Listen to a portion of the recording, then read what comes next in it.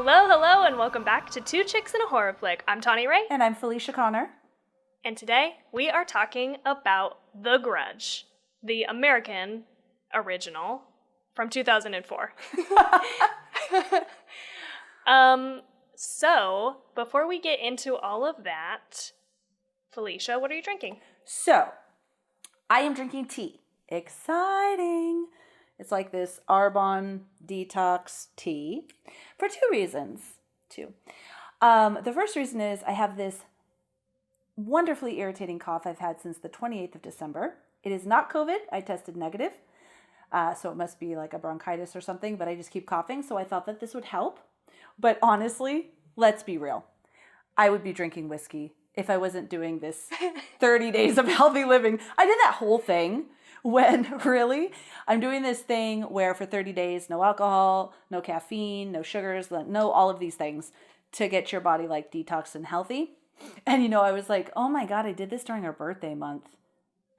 Oh no. But that was when it was starting. My friend was putting together this group and I was like, let's do it. And so for the next all the episodes in January, I'm going to be drinking tea or water. I'll try to get exciting. I'll try to think of something else. Okay. I almost didn't drink today. I was like, because I've been sleeping like garbage. And side note update on that weighted blanket, I think it's way worse. I think it does way more damage than it does good. I'm not 100% sure. Like, I want to try to bring it back and see if I can't sleep again, but I think it was too heavy. Is it too heavy of a weight? You can get them in different weights. I got it in the lightest weight in the biggest blanket. So it's 20 pounds, but it's like big. And so that was the smallest amount that I could get. But I actually think it's so heavy that it's like pushing my body into the bed and making me like strain my neck a little bit. It's really weird because last night I slept without it. I went back to my old blanket and I slept way better. And so I think, and like the second or third night or whatever, I doubled up the blanket because Jade can't sleep under it. It's too hot for him. Even though it's supposed to be like a moisture wicking, like cool blanket, it works for me. I don't get hot, which is weird because I get hotter than he does. But I was like, okay, fine, I'll double it up. So it was like 2 layers of this 20-pound blanket.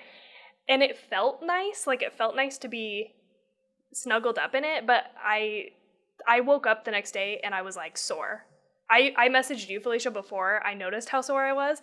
And then like halfway through the day, I was like, damn, like my whole back and my shoulders and everything was like hurting. And I was like, okay, that was too much weight.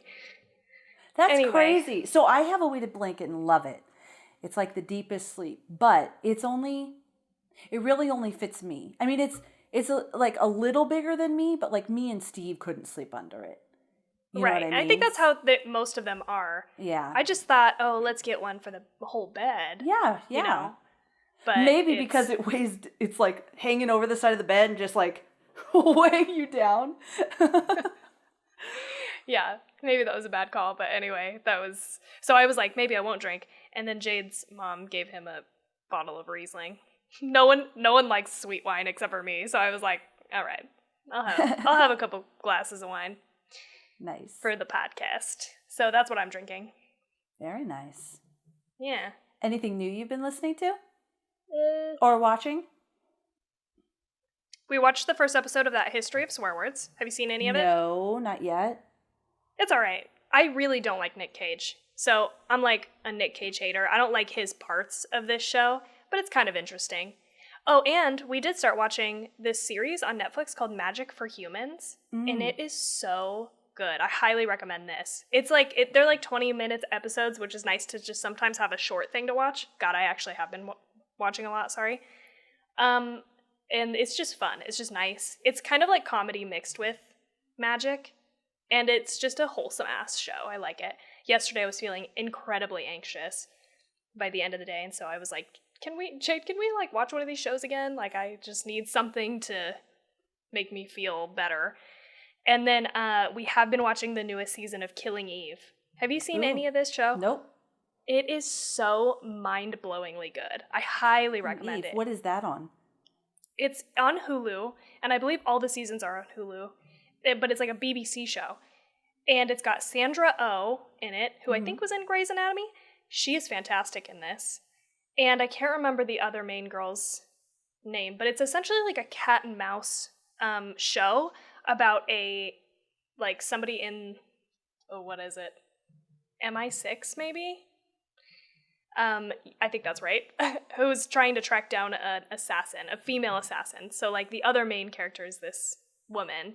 She does a phenomenal job. Anyway, if you haven't seen it, I highly recommend it. Oh, nice. Nice. What about you? I wasn't like, oh, get over it, Tawny. I just turned this way because I thought I heard noises. Oh, I didn't even pick up on that. No one's sneaking on me this time. No. You need some mirrors. You should get some of those. Right here. Yeah. Oh, I might. No, I haven't watched anything.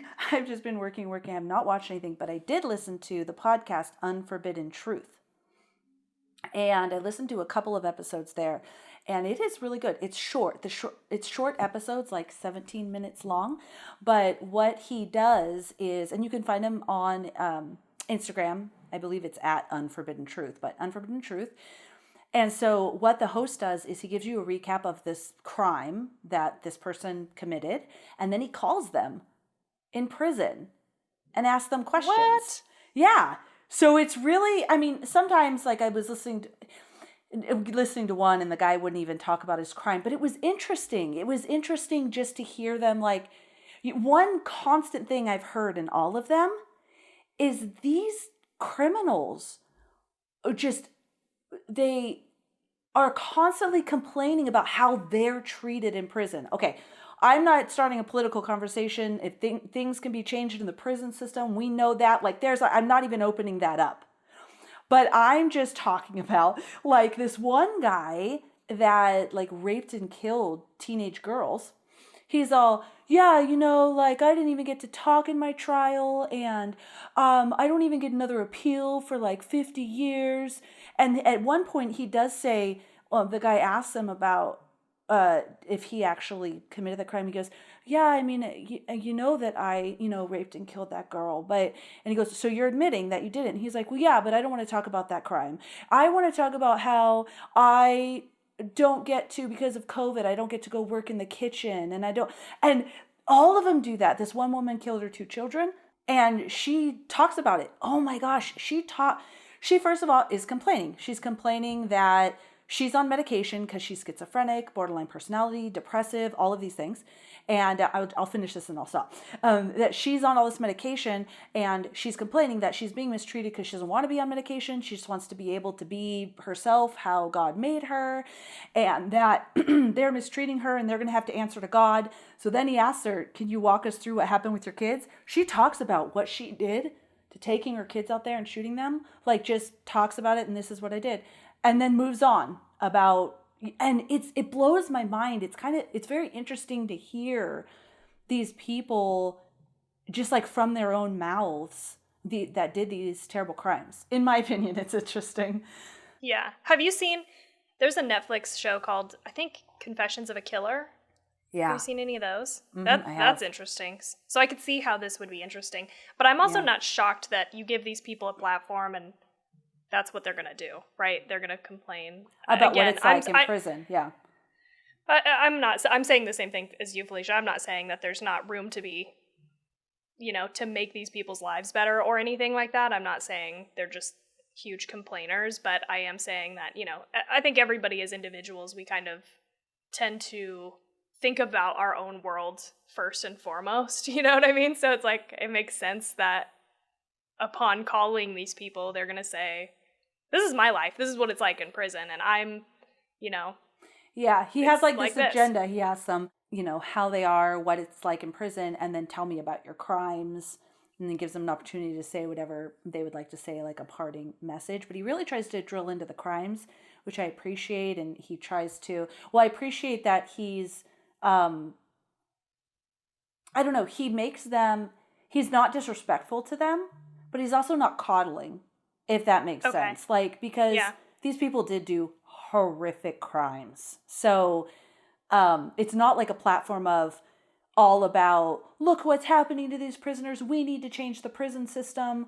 But he also doesn't berate them and attack them. He makes it like a comfortable conversation. I don't know. It's a nice balance, is what I'm trying to say. What was it called again? Unforbidden Truth. Okay. Interesting. So I am so nervous about this conversation. I just want to jump into it. I just want to get in from here. Oh, for the movie? For the Grudge, yeah. Okay. I am so nervous about it. So why? I've been like for days because I'm just like, oh my God, I hope, and you don't have to answer me now because we still got shit we got to go through before we get there. But I'm like, I hope to God Felicia loves this and doesn't hate it. And I don't know. I think even though I was excited to have you watch movies in the beginning of the podcast, like now there's like this extra weight. I think now that we've like hammered out like a little bit more of a format, you know, we have a very loose format, but it's like now that we've been doing it for like 6-ish months, this is the first movie that I really feel like super nervous about because it's like one of my all-time favorites, and it also is so like nostalgically tied to me and my childhood kind of. And so I'm like just so excited and nervous at the same time about it. And so I've felt that way for days. I'm like, oh God. You know what? I feel you. I feel that way about The Strangers, which we're doing next week. Because that is my all-time favorite. I mean, nostalgically, Halloween, like, you know, but my favorite scary movie, like, legitimately scared me to my core is The Strangers. So I think I feel the same way, not to hinder, you know, give it the score you want to give it, but I feel the same way, right? Because you love it so much. So what if I tear it apart? Right. Yes, exactly. And I'm going to feel this way ×2 probably for Silent Hill. So this is going to be an interesting month. That was me. I liked Sinister. I could handle if you didn't like it, but I really liked it. But The Strangers, I'm not going to be able to handle it. I know. It's like the one time we're going to be like, we're going to duke it out. I don't know. Yes. Okay, so with that being said, let's jump into it. So are you doing the summary? I am doing the summary. Because Josh with Horror Movie Crew Podcast came up with a name for this segment. Oh God, tell me. I didn't even know about this. He called it 2 Seconds with Tawny, and then I changed it 2 minutes with Tawny because you usually take 2 minutes or more, but that was what he said. Okay. I like that. I am nervous. This one, y'all, this was a tough one because the way that this movie is laid out is non-linearly. Yeah.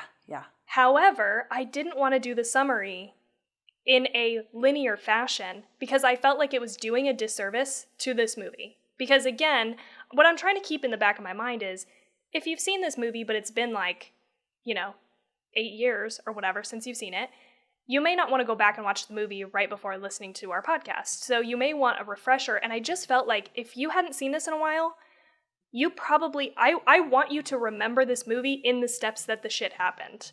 But I don't want to spend a lot of time on it. However, I literally just had enough time to squeak this out right before we started recording. So I haven't timed it. I don't know how long it is. It may be beyond 2 minutes.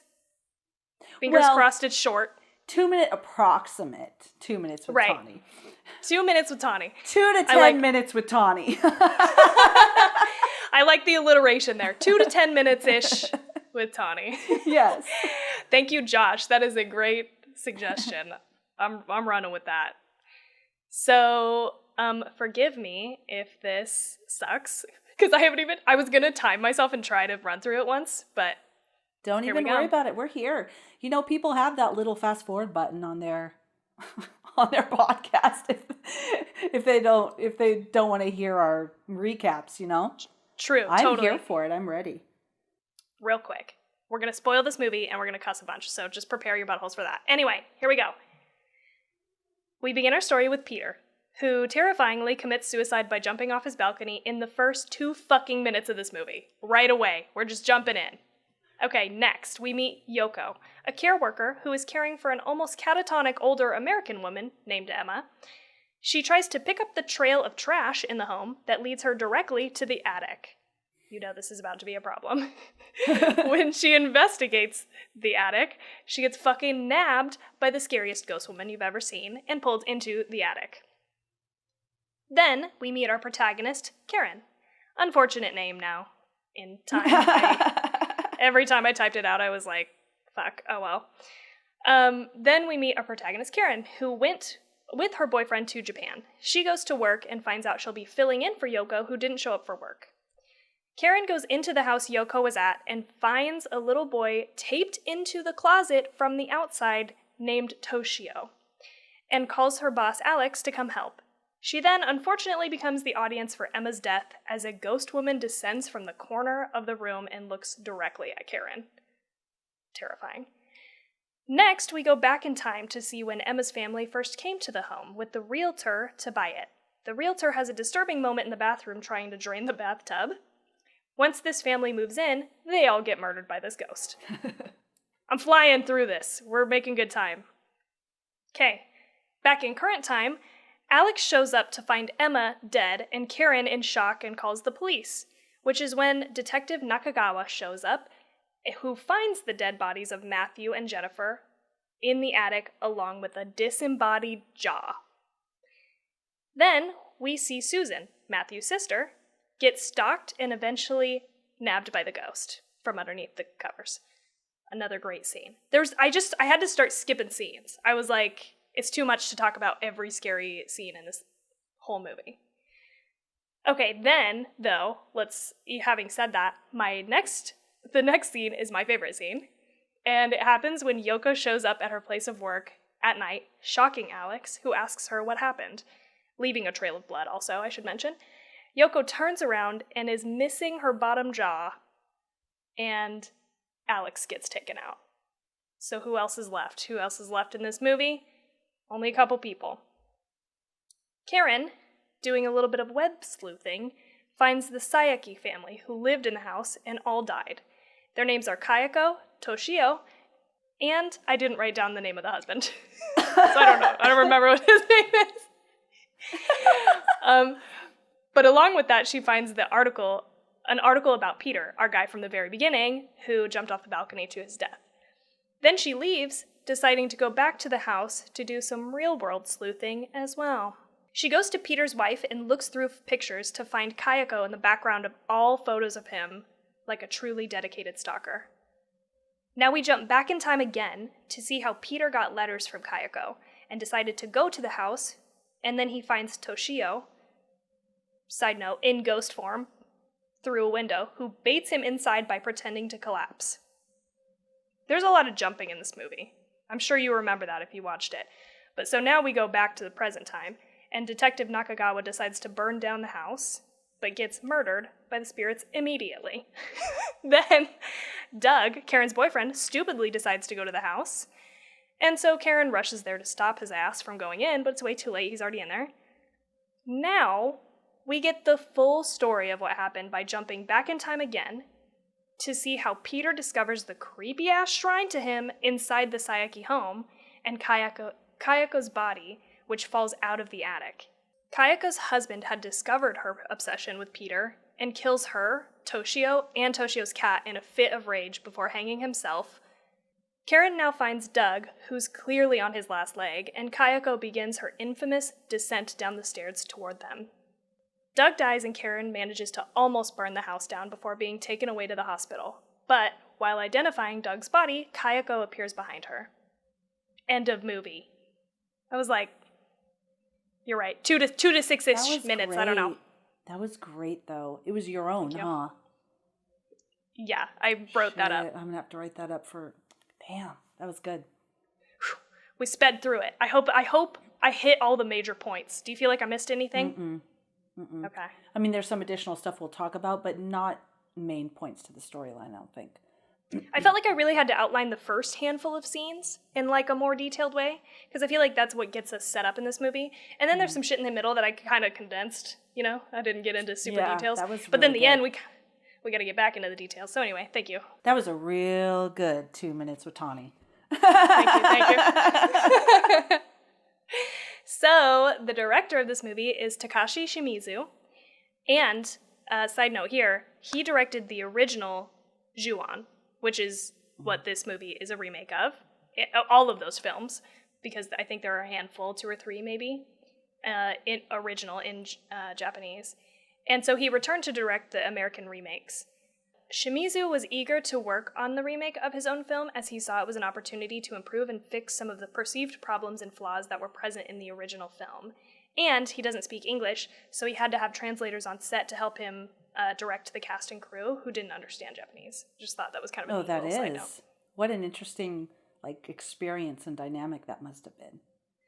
Yeah. Was it shot in Japan? It was shot in Japan, right? So probably a lot of the actors that were supposed to be native to Japan could, but not Sarah Michelle Gellar. Michelle Gellar. That's her name, right? Buffy. Yeah. Yeah. And those guys. Yeah. Okay. Yes. It was shot in Japan with the Japanese crew. And I watched today the DVD commentary because this is one of 7 movies that I own on DVD. And I don't think I've ever watched a movie with the DVD commentary or the cast and crew commentary. This is the first time I've ever done that. So I went all in on this research, y'all. Nice. I was listening to them, and they talk a lot about that language barrier and how, I think Sarah Michelle Gellar in particular says English is so literal. And so that was something that was a little bit difficult. And I think just in general, they had some difficulties trying to understand what he was going for and communicate back, but they seem to have, overcome that enough to get to a good place. But, yeah, totally. So for cast, we've got Sarah Michelle Gellar as Karen, Jason Behr as Doug, Katie Strickland as Susan Williams, William Mapother as Matt. I'm not sure if that's how you say that. Clea Duvall as Jennifer, Grace Zabriskie as Emma, Bill Pullman as Peter, and Ted Raimi as Alex Jones, and, sorry, I have one more, Ryo Ishibashi as Detective Nakagawa. I just felt like he was a good insert because he was really great, and he is apparently some sort of rock star. That's what they talked about today on the DVD. A musical rock star, or just he's awesome? Yeah, he was giving them CDs. Oh, Steven Tyler rock star. Yeah, they said, oh fuck, I wish I remember who Steven Tyler maybe is who they... Aerosmith? Steven Tyler? Related? Yeah, they were related to him too. What? In Japan. Isn't that weird? I know, I was and they this were even man's related to Steven Tyler? No, they were just likening him to... Oh! Sorry. Got it. Oh, I was wow. Not really related, but they were saying he is a Steven Tyler of I Japan, totally just read your mind. Because I was a rock star like Steven Tyler, and you're actually, yeah. Yeah, I'm hoping that was the right name. I could have just plucked that from you, but... I planted it. Yeah. They said someone, I can't remember who it was. But the other note here is I was going to say for Ted Raimi is Sam Raimi's brother. So Sam Raimi is, I think, a producer on this movie. And he's the one who's done all the Evil Dead movies and Drag Me to Hell. And yeah, so he's big horror name guy. So that's kind of fun. He looks very much like him. The budget was $10 million and the box office was $187 million. Wow. Yes. Wow. So for scores, we've got IMDb has a 5.9 out of 10. Rotten Tomatoes is 40%. Really? Metacritic is 49%. Yes, I know. I'm shocked by these low numbers. Yeah. A little hint as to how Felicia felt about this. And 82% of Google watchers, I don't know how they're put online, liked this movie. You know what's really good? We can do that. I know you're going to edit all the coughs, just pre-apologizing. I have cough drops in my mouth. Look at all these cough drops. I have them all around me. But I'm going to do that now. I'll do the ratings, then I'll see what your response is. And then if you're like, that sounds about right, then I'll mentally prepare for the onslaught. Yes. Okay. It's a good little hint. I think I did that last time too. I think for Sinister, I was like, really? Because I don't think I've ever met anybody who disliked Sinister. And I think the ratings were low on that from what I remember, but. Yeah. Anyway, so now comes the moment of truth. Felicia, with this being my pick, how did you feel about this movie? So I thought it was at least a 50. Just joking. If you're not on YouTube, Tawny is like her eyes, she's ready. I loved it. That woman is the scariest ghost that I've ever seen in a movie. She was so scary. I get cold chills right now thinking about her. My favorite was the very beginning where she goes up into the attic and she's going around and that face was there. It was almost, it was unreal and real at the same time. Yeah. So scary. I liked the storyline. I thought the only things I would say, but it didn't ruin it for me. There were some maybe questionable acting moments or maybe, just like not the best acting, but it wasn't terrible. I wasn't sitting there going, oh, come on. It was almost like how they delivered the line versus their reactions or anything, right? There were some of those moments, but I thought their reactions were really good. When they're supposed to be scared or terrified, those were really good. It was more like the day-to-day. The first thing that comes to my mind is when the wife and husband are talking. I don't remember their names, but they had just moved into that house and the mother was sleeping in the other room. And there was like she was... Is this the scene in the kitchen? In the kitchen, yes. Yeah. And he's like, what, baby girl? Where's my travel mug? And it's like, a mug? I don't know. Yeah. It's just your travel mug. That's okay. And then she's like... I didn't notice that. She looks all like, oh, and he's like, what's wrong? I was walking and I didn't know where I was going. And I'm like, what is she talking about? And then it clicked. I was like, oh, like she's saying she doesn't like being there because she doesn't know where she's going. But it wasn't like, I wasn't like, oh, come on. It was more like I was trying to tune in. So there was a few of those types of moments, a couple between, Sarah Michelle Gellar. But it was almost just like these awkward maybe transitions or something. But that was it. And there was one awkward transition, but maybe it was just me, where I don't remember what led into it, but all of a sudden the woman, I didn't realize, and this is probably my fault, that all of this happened within one day. I did once it started going. Like, there was this woman, right? She's a total mess because the one girl comes to take care of her and gets killed. She said that older lady was a mess. She was so scared and everything. And then she walks in the door and she's perfectly primed and proper. And it took me a minute to go, oh, this is the past. It was like an interesting transition. But I mean, again, it wasn't like, oh, this sucks. Not at all. I thought that it was really good. And it definitely wasn't a pacing thing because it's like the first few minutes. Yeah. It's just an onslaught of like shit's happening. Yes. Yeah. Oh yeah. We jump right the fuck in. Yeah. And I agree with you. Upon watching this now, I was sort of like, ooh, if Felicia doesn't like anything about this movie, it's that sometimes people make questionable decisions and sometimes the acting, I think the problem is maybe not, the acting is pretty stale. Like I will say that for sure. Pretty much across the board. People didn't give like horrible performances, but they also weren't like, they also didn't stand out either. It just felt, but I think the problem is really with character development. Like, we really don't get to see a lot into the lives of these people. We're just watching them getting fucking picked off. They're like, oh, here's this family, they dead. Like, here's this woman, they dead. Like, a woman and her boyfriend, they're dead. Detective, he dead. Realtor, he dead. Like, everybody's just fucking getting put in and kicked out, like, immediately. So I think there's just, like, no time for character development. So that's kind of a bummer. But I agree, some of the acting is really stale. And I was so nervous about it. I was like, Felicia is not going to like this movie because everybody is, like, acting just like cardboard cutouts, like, all throughout this movie. They are, but you know what? The visuals are some of the scariest I've seen. Yes. Some of the scariest I've seen. I already mentioned the ghost lady. Terrifying. The little boy was scary.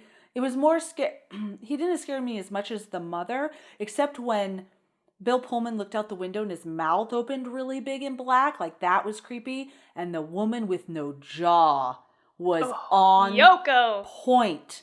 That was great. So it was like the visuals, the scary visuals were so good that the kind of, mediocre or not that great acting didn't ruin the movie because of that. Yeah, it gets taken over by the good in this movie. Yeah. And I love the non-linear fashion of this movie. So some, like what you were saying, some of it does happen in a day. Some of it's a little bit further in the past, right? Like you've got the family moving in, like that happens. And so one of the things that the next day is when Yoko comes? Because didn't he say something about, oh yeah, the husband didn't show up for work? And it was just like a day or two ago they didn't show up for work. I guess what I'm referencing is when they come and look at the house, right? So like they come and look at the house. I agree that it does seem like all of the action that happens sort of happens in a very quick succession, but the story of the Sayaki family happens like I think 3 years. And then those people come to look at the house, that's 3 years after the fact, right? So like there's moments in this movie that happen further than a day away, but you're right, like Bill Pullman's character, Peter, goes to the house, finds her body, he dies the next day. It's like all pretty quick, I think, like after that stuff happens. Yeah. But something that I found was interesting, and I don't remember where I got this. I'm sorry. I watched all of the DVD featurettes, okay, which didn't include deleted scenes, and I was really like mad about that. I didn't buy the Blu-ray. Apparently all the deleted scenes and some extra shit is on the Blu-ray. Boo. I just have the regular DVD, so I didn't see any of that. But I watched anything available on there and then the commentary, so I don't remember where I picked this up. But essentially what somebody said, and this makes sense when you think about it, but I had never like fully registered this in my mind. We start the story in the middle with Karen. And as the obviously it's edited differently than this, but Karen, we watch her story happen from now on, like when we meet her on. And everything else we're sort of introduced from Karen backwards. Oh, yeah. So, like, everything sort of, like, starts in the middle and moves out linearly, if this makes sense. And then we reach the ends of both of these, past you're right. and now, and they converge at the end of the movie, right? So, like, I thought that was really neat. You know that once you think about it, but it's, like, I don't know, an interesting way of thinking about it. Yeah, that's very cool. That's very cool. I like that. Yeah. And to just give you my perspective on this, I think I can't remember if I told you this. I fucking love this movie, obviously. I wouldn't have picked it this month if I didn't love it. But I went to go see this bitch in theaters like 4 fucking times. Like, and I was 13. Like, I'm thinking to myself, this movie came out in 2004. I had to have just, and it's PG-13, which is at some points shocking when you're watching this movie. This is always the movie I think of when I think of the most like pushing it. Like they are pushing it on the PG-13 rating. I was shocked it wasn't an R-rated movie. Yeah. But I went to go see this in theaters, I think 4 times. And I was fucking 13. Isn't that like, I don't know, it just blows my mind a little bit thinking about how young I was, but I was stoked on this movie as a like 13-year-old kid. And so obviously I love it. And I haven't watched it in a long time. It's been a while since I watched it, even though I own it. So I put this on, ramped it up, and as soon as Yoko started going up in that attic, I literally got giddy, dude. I was like, oh shit, we're about to go into that, because I knew that scene was happening, and that's like one of my favorite scenes in this entire movie is when she goes up in the attic and the lighter, and she moves it around, and fucking Kayako her face is right there. Yeah. Oh, so creepy. So I was like so stoked, and we talked about this in our year in review episode, and I believe it was Homies of Horror that asked us, what movies do you just put on to make you happy? I would add this to that list because I was just fucking like jazzed watching the whole movie, and then Jade came out like halfway through and was watching the second half with me, and I was like, this movie is so good, right? It's so fucking good. Like I was just like so excited. So I watched it like 3 times with the DVD commentary. I just am in love with this movie, so that's just my quick little review. Oh, that's awesome. That's such a good review. I love it. So just not to beat a dead horse, I think this is where I got confused. When they were looking at the house. So they were looking at the house, then they bought the house. And then there was that night scene. So it seemed like, they're living there with their mom for a temporary amount of time, possibly forever, based on if the wife likes it or not. And then it just very rapidly, like, they died. And then there was one point, which I wish I could remember, where the cop, I think I misinterpreted, he had said that someone went to go check on the house because, or they said something about how he didn't show up for work. And it made it seem like this was fairly recent, not 3 years ago. But he was saying that 3 years ago he didn't show up for work, and then they had just found them. Oh. No, okay. I'm sorry. To back up, I think the Sayaki family, when they actually get killed, in actual linear fashion, the first thing that happens is the whole family dies in the house, the Sayaki family, right? And then 3 years goes by. Oh. No. I'm talking about the original family. Yeah. Sayaki is, is the original family's name. Yes. Sorry. Yeah. We're on the exact same page because I kept thinking that was like the elderly lady's name. Okay. Yeah, sorry. No, so we've got the Sayaki family, which includes Kayako, Toshio, and the husband, which I didn't write down. Sorry, I don't know his name. That jerk. That guy. Fuck him. We don't even need to know his name. So they die, right, in the house, or are murdered. And then 3 years go by, and then the Williams family is who you're thinking of, with Emma, Matt, Jennifer. And that was all fairly recent, right? Yeah, yes, yeah. So I think, like, that happens, 3 years goes by, they look at and move into the house. And then I'm just assuming there's, like, probably some time in between when they move in, or, like, when they buy the house and move in, right? Like, I'm just assuming they needed at least a few days to, like, get all the shit in the house. They probably had to look at a few houses, right? Well, and they probably had to move all their shit in, right? Because the scene in the kitchen, to me, indicates that they just woke up from sleeping there.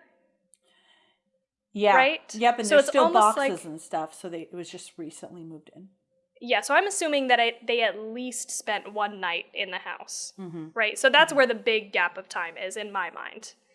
And then they're there, they wake up. That day is when she gets got by the ghosts, okay? And then he comes home, finds her, sees Toshio in the corner. He fucking dies. It all happens very rapidly after that, I feel like. So from that point forward, to your point, I think it does happen over the space of, like, literally a couple days. Why do you think the elderly lady lasted so long?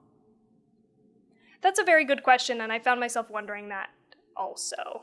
I mean, for the story, she had to, because she had to have the care workers come to care for her, but... Right. But why she didn't die before that moment, I don't know. Maybe...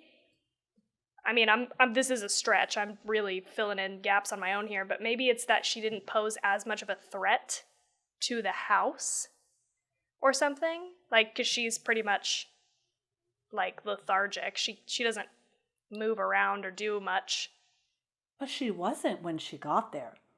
When she was looking at the house, she was all, like, spruced up. She looked really well taken care of. Sorry, I have this thing in my mouth.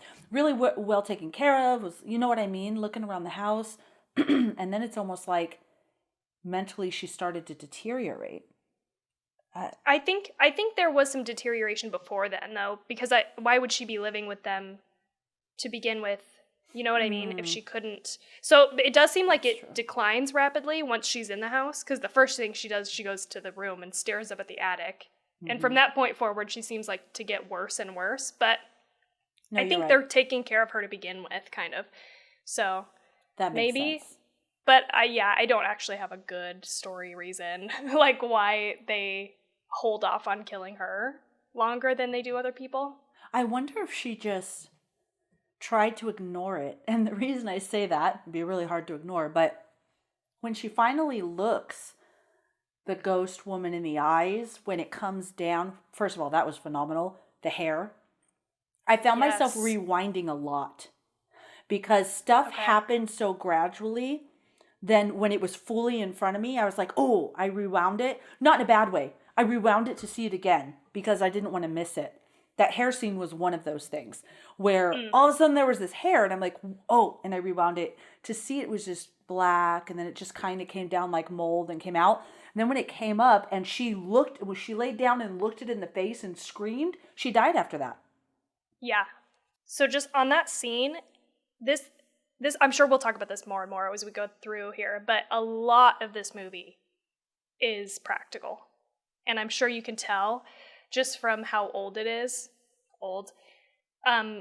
Watching it now, there is a little bit of CGI, but Shimizu really like tries not to use CGI at all or as little as humanly possible. So that scene, I saw some like behind the scenes stuff, and she's like up on a little like thing laying down over Emma, and they added a little bit of CGI in in post, obviously, but for the hair, I think, and the floating there, that looks obviously computer generated, but it's interesting as we go through here, and I have more notes on this, but it's just all a lot of practical effects. That's very cool. Now that I'm understanding the difference, really liking, almost preferring the practical effects that I watch in movies versus the CGI. For sure, just because CGI, the technology moves so fast that within, a handful of years, you can tell, oh, this looks old. Like I was watching Lord of the Rings, like the first couple movies in that trilogy. I was like, damn, some of this holds up and some of this does not hold up as well. Oh, like, wow. It doesn't make it a bad movie, but you're like, ooh, I could see that is all green screen. You know what I mean? Like, yeah. But yeah. Here's another thought. What if, again, I'm reaching here. I don't know that this is what anybody intended, but what if the ghost used her as a lure to get more people to come to the house? Oh, yeah. Because let's stop for a second. Let me give you a little background. So the type of ghost that Kayako and Toshio are is based on the Japanese legend of the onryo, a vengeful spirit that can actually physically manifest itself to attack and kill vengeance. So like a lot of the time they're like resentful or vengeful, it seems like. And like, so why wouldn't you want to use, if you're out to do as much damage as possible? I mean, I don't know. Again, I'm reaching. We don't have anything within the movie to tell us that it's trying to hurt people outside of the home, but by bringing them to the house. But it makes sense, though. I think that could be it, yeah. Because they loop in a whole lot of people. And if she would have died, they would have got like the cops and stuff like that. But yeah, they had all these people that were caring for her, that they were luring. And it was almost like, yeah, you're right. Because it was almost like the lady knew, right? As soon as someone came in, she was like, uh-oh. Yeah. So you're right. Maybe. Again, I'm reaching, and I didn't hear anything like that in all of my research, but, One of the things that I love about this movie is the absolute relentlessness of this movie. And we talked about it a little bit, just right off the bat, it hits you scene after scene after scene. 2 minutes in, we've got somebody committing suicide by jumping off their balcony. It is, and there's maybe a couple moments in this movie that are comedic relief. One of them being when the detective reviews the tape and sees the, eyes of Kayako in the footage, and he checks around him. I remember the audience in one of the times that I went to see this in theaters. I remember people laughing. Or maybe multiple times. Oh, interesting. But it's so minor of a comedic moment. Because, now it's like, I don't know. For whatever reason, now it feels like comedic moments, breaks, have to be, like, big. Like, we need to really laugh. We need a funny line. We need, like, slapstick shit sometimes. It's like just that. And it is so and I didn't small. even read it as comedic. Because I'd be doing the same damn thing. Yeah, you're all, ugh. After that movie, I was like, I just got to wash my makeup off. It was so hard to I kept my eyes open as much as possible. And then, when I rinse, I had to close my eyes and my whole back was just kind of oh, something's going to be there. I even opened my eyes with his stuff dripping down just to make sure. So another fun fact about that, Shimizu on the, one of the things that I watched said that he wanted to create horror that remains in the heart. And he was like speaking about things that after you watch the movie, you go home and you're scared of. Like underneath the blankets, right? With that scene where Susan gets nabbed. I think about that often. In the shower, when she's showering and there's the hand in the hair. I had like literally no reason to be afraid of taking a shower. And I feel like I remember people saying, oh, I feel really vulnerable in the shower and I'm scared in the shower. But I didn't have a reason to be afraid of that until I saw this movie. And then I was like, oh shit, now I get it. Because you're vulnerable. It's like when you're at your most vulnerable, you're like totally naked in the shower. And it's like really scary. So I thought that was kind of totally accomplished, right? Like you accomplished that goal because you've got all these moments like that are just unsettling. Yeah. Even after you watch it. When I turned it off, I felt scared. Yeah, I felt stressed too. I left the bathroom light on. I usually turn off all the lights. I left it on and I left my door open. Oh, yes. That's a win, dude. That is a win for me on this movie. And that whole thing I mentioned with washing my face happened. I was very nervous and I even opened my eyes and it stung a little because I was like, I gotta look. The one thing I thought was funny, it's so slight. Again, didn't ruin it for me, but I just noted it. Wow, Bill Pullman's wife was really dressed up just to be hanging around the apartment. I thought that too, and I thought, where is she going? And I watched it a couple times, and I don't know if I just missed something, because I was like really focused on taking notes and listening to the commentary, and so it's possible I missed something. But the fact that you think that too makes me think they didn't say anything about it in the movie. No, she just was there hanging around the house in the afternoon and dressed up like she was going to the Vegas club. I was also like, I was like, did she just get back from the funeral? But like, I don't know that you'd be dressed like that at a funeral. Like, no way, dude. She was wearing like this red, tight, slinky side dress, lots of makeup and bling. She was wearing that to the funeral. Same, dude. I was like, what is happening here? I'd never noticed that before on any other rewatch. Like, because we're just being like extra critical now. Yeah, because he was a professor. Yeah. So, I assume in the beginning, their home, and I don't know real estate in Japan. Maybe their apartment was a very expensive apartment. I don't know. I didn't get the feel that they were really wealthy. That's why she would be walking around like super in fancy. Fur coat, fur robes and shit. Yeah. And he was kind of just like a professor with his corduroy, just like, it wasn't like he was, you know what I'm saying. It just struck me. I was like, wow, she's real dressed up. No, I had the same thought. It's like full makeup and everything. It looks like she's about to go out to a club tonight, right now, at like 3 p.m. Yeah, exactly. Yeah, because, it was like really early in the morning because didn't Sarah, it's not her name though, Sarah Michelle Gellar, her boyfriend was still sleeping. Yeah, that's right. And she left him a little note and snuck out. Maybe it was from the night before. She went out on the town the night before. Walk of shame. That's what it was. Her makeup stayed intact, though. It did. Here's what we didn't know in the movie. Their marriage wasn't great. So when he died, she was like, oh, I'm free. Yeah, and she went out. Which is the backstory of why she was wearing that party dress when. Right. We just made that up. That's, But you know what? That seems like it makes sense. Yeah, I love it. The only other moment that I can think that's mildly comedic is when Susan, the sister, goes back to her apartment and then looks through the peephole and it looks like it's her brother, that she opens the door and he's gone. When she looks through and it's him, there's like this moment of relief. And on the DVD commentary, they were talking about sitting in the theater, people lost it at that moment. They like laughed because you think it's something scary and then all of a sudden it's not. Of course, we know right after that moment, it is the ghost. But for a half second, there is this sense of relief. And after they said that, I remember having that moment too. Oh shit, it's him. Okay, everything's fine. And that is kind of in itself. Really?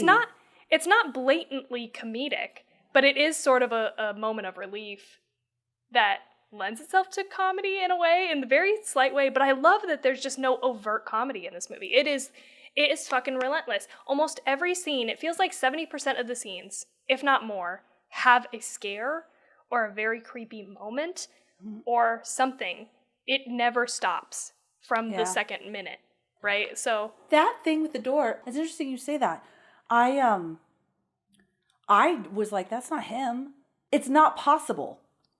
Like, he just was outside the building calling, and she buzzed him up, released the buzzer, and he rang the doorbell. So quick. So I was like, that's not him. There's no physical way that could be him.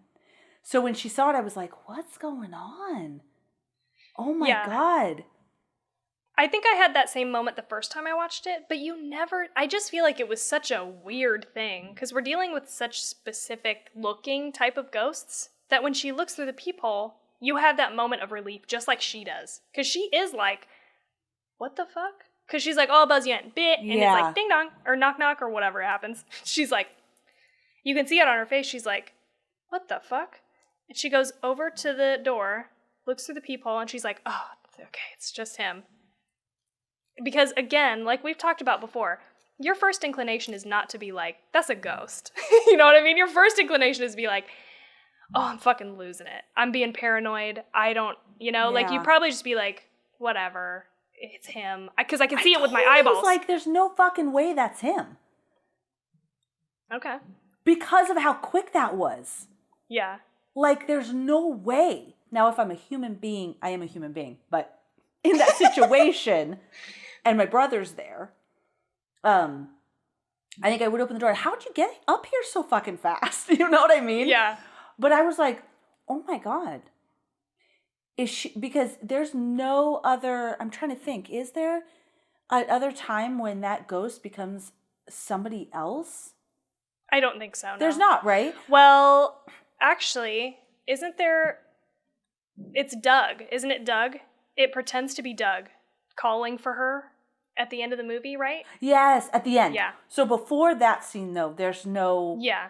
Yeah, so I was like, is that the ghost? Like, this is a whole new level of haunting. And, but I didn't think it was him. Okay. I wasn't I still was scared. Maybe there was a tiny bit of me... But it's just, I thought they did that really good. It scared me, though, when she buzzed him and then the doorbell rang. I was like, oh, shit. I think I actually said, don't open the door, that's the ghost. Okay. I think, okay, that's fair. But I don't think I was, not in the sense of, I called it. Ugh, God. Right. No, I think it was like, that's a fucking ghost, girl, don't open the door. But if it was him, I wouldn't have been, I don't know how to explain it. No, I think I get what you're saying. Okay. Yeah, and I think most people, and I could be wrong about this, but I think a handful of people, myself included, watching it the first time, you are so in doubt of your own sense of what's happening, just like she is, presumably, that you're like, that's fucking weird. But then you look through the peephole, and with your own eyeballs, you see your brother on the other end of that door. You'd be like, okay, maybe I'm just fucking out of my mind. I don't know. Oh, like, for you know sure. what I mean? Especially what she went through. If I had gone through that and just saw some weird woman in the staircase, which was terrifying, then that weird black fuzzy that turned into a woman, I still might doubt it. I still might think there was something wrong with the recording. You know what I mean? Not necessarily immediately going to there's a ghost, but I would be scared. I would run out of there, but I wouldn't immediately think, oh, this ghost is haunting me. So if my brother was there, I would think it was my brother, totally. Yeah. Being me outside with all the horror movies we watch, I was like, don't do it. Of course, don't do it. But it doesn't even matter if she opened the door or not, because that thing can just go anywhere. Yeah, it was over.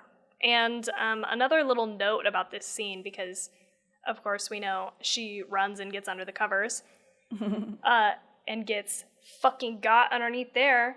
So I have a note about that, and it says, the infamous bedroom scene where Kayako attacks Susan from underneath the gap of her bed sheets was inspired by the old Japanese urban legend of the girl in the gaps, a ghost which is said to enter our world only through small gaps in the real world. creepy. But there's gaps everywhere. Everywhere. Yep. This is a Japanese thing? Mm-hmm. I don't know how Japanese people even function with all these scary tales. I'm looking around me. There's gaps everywhere. I know. And you just see... something about the black... That's creepy. Okay, well, it doesn't happen in this moment where she lifts up the sheets, but, like, when she's in the, in the video footage, and there's another time. It's when she's hovering over Emma, the complete darkness of the face contrasted with the white eyes freaks me the fuck out. Because I just like stuff that's, like, subtly scary. Not over the top monster level. And that's one of the things I appreciate about this movie. You've just got, like, a semi-normal looking person who is just a fucking ghost. So she's either got all white makeup or all black makeup on. And, oh God, it's just terrifying. It's in a very subtle way. Subtle, scary abnormality. Like, for example, when the little boy is sitting on the sofa and he opens his mouth, he opens it just a little too unnaturally wide. It was the same thing with Veronica when she went back and her mouth opened, but her mouth was open. So it wasn't like monster open where you're like, whoa, that's crazy. It's like you see her and it could look normal, but your mind is like, oh, this is not normal. It's just that much subtly open too wide. Things like that. Uncanny Valley. That happens in The Thing as well, and it's my favorite scene in The Thing. Even though it's like, there are a lot of moments in The Thing where you see like crazy monsters and stuff. My favorite moment of The Thing is this moment where this guy opens his mouth and this like unhuman sound comes out. And it's the same thing. It's not so wide that it's like super unnatural. Like Krampus wide, you know? Right. But it's wide. It's just a little too wide. Exactly what you're saying. When Toshio sits on and opens his mouth in the background. Ugh, creepy. And her face even. So her face in like the attic, it's almost large and detached and real and unreal at the same time, but I can't pinpoint what exactly it is. Mm-hmm. I can't say exactly what it is. It's so creepy. I think part of it is the positioning. And one of the other moments that I love and that is so scary, at the very end of the movie when Karen is trying to get out of the house, she opens a door and her head is up above and fucking swoops down on her. That gets me every time. I'm like... In the door? Yes. Yes. I'm always like, what the fuck? How did they do that? It's so unnatural the way it moves. But it's that woman. It's that woman who did all of that shit practically. Because she is... Let me see if it... Hold on. Did you see me look over my shoulder just now? I did. I'm going to turn on this light in the hallway. The woman who played Kayako is a contortionist. So listen to this. When Kayako is crawling down the stairs in the infamous staircase sequence, she is bending and contorting her body in ways that seem humanly impossible. Takako Fuji, being a trained contortionist and ballet dancer, performed the stunts herself. The effect was not a result of trick shots or digital manipulation. And listening to the commentary, Sarah Michelle Gellar, like on multiple occasions, reiterates, we were blown away. She talks about like, okay, I get on this set and I'm thinking, oh, we're going to do this with CGI and that's going to be added in later and we're not going to shoot this and that. And like everything, not everything, but like 90% of the shit is real. Even the fucking message on the phone. She goes, usually you'd like, and she's like, I just keep thinking Hollywood movie, they're just going to add this shit in later. You know, so she's like, even the phone message, when they listen to the phone message, it's not, normally you'd stand there and you'd hit the button, it'd just be silence and they'd add it in post. Yeah. She's like, even that, they recorded it, put it on the phone, and fucking played it and shot it on the phone. And at the very end, too, you have some flies that are there to indicate the dead body in the attic of Kayako. Yep. And she's like, people kept talking about, oh, the flies are going to get here. We're going to bring in the flies. She's like, I thought it was a joke. I thought they were literally joking about bringing in flies. Because I'm like, whatever, it's going to be CGI. No, they're real flies, like, there. So a lot of this is real, and it was flabbergasting them. So what I'm getting at now, back to the end, the staircase scene, Sarah Michelle Gellar is like, I kept being like, oh, there's a rig, there's a wire, there's something is going on. No, she's not wearing padding. Those stairs are hardwood stairs. And she's just fucking doing the damn thing. She's just crawling down those stairs in an unnatural way, which is See, that's insane. the thing. It's real and unnatural. Unnatural to us, you know, like, you don't see that every day. It was the same thing with Scary Stories. Remember the contortionist guy that played? Yes. Yeah. The jangly man. Mm-hmm. So it's just like this, because it's not CGI, it's a real, well, I'm just going to keep going in circles with this. It's like real, but unnaturally, and it's so good. Yes. It's so good.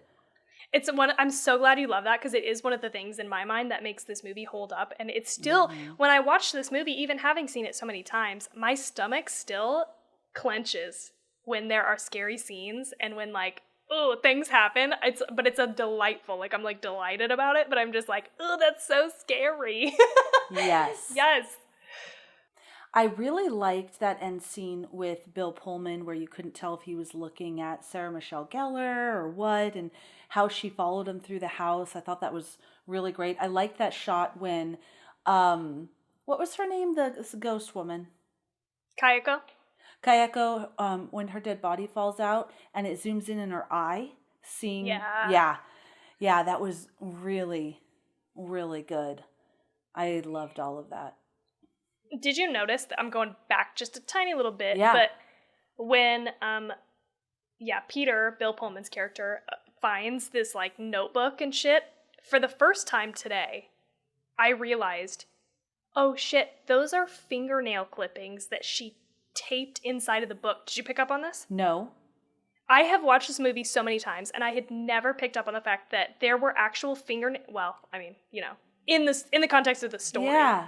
She had found fingernail clippings of him and taped them onto like a drawn hand into the notebook. And I was like, ew. I remember that picture, but I didn't register what it was or what I was really looking at. I didn't either. And I was like, ooh, gross. Oh man, that's massive stalker level. Okay. So gross. So that makes sense. Because one thing, when he was in every picture that the wife had, every picture she had, including framed pictures that chick was in them. I mean, that is so excessive. That is like, that woman has no other family, nothing. Like, they couldn't go anywhere without that woman going. I was like, that's kind of unbelievable, but it didn't ruin it for me. I was just like, because it was every picture.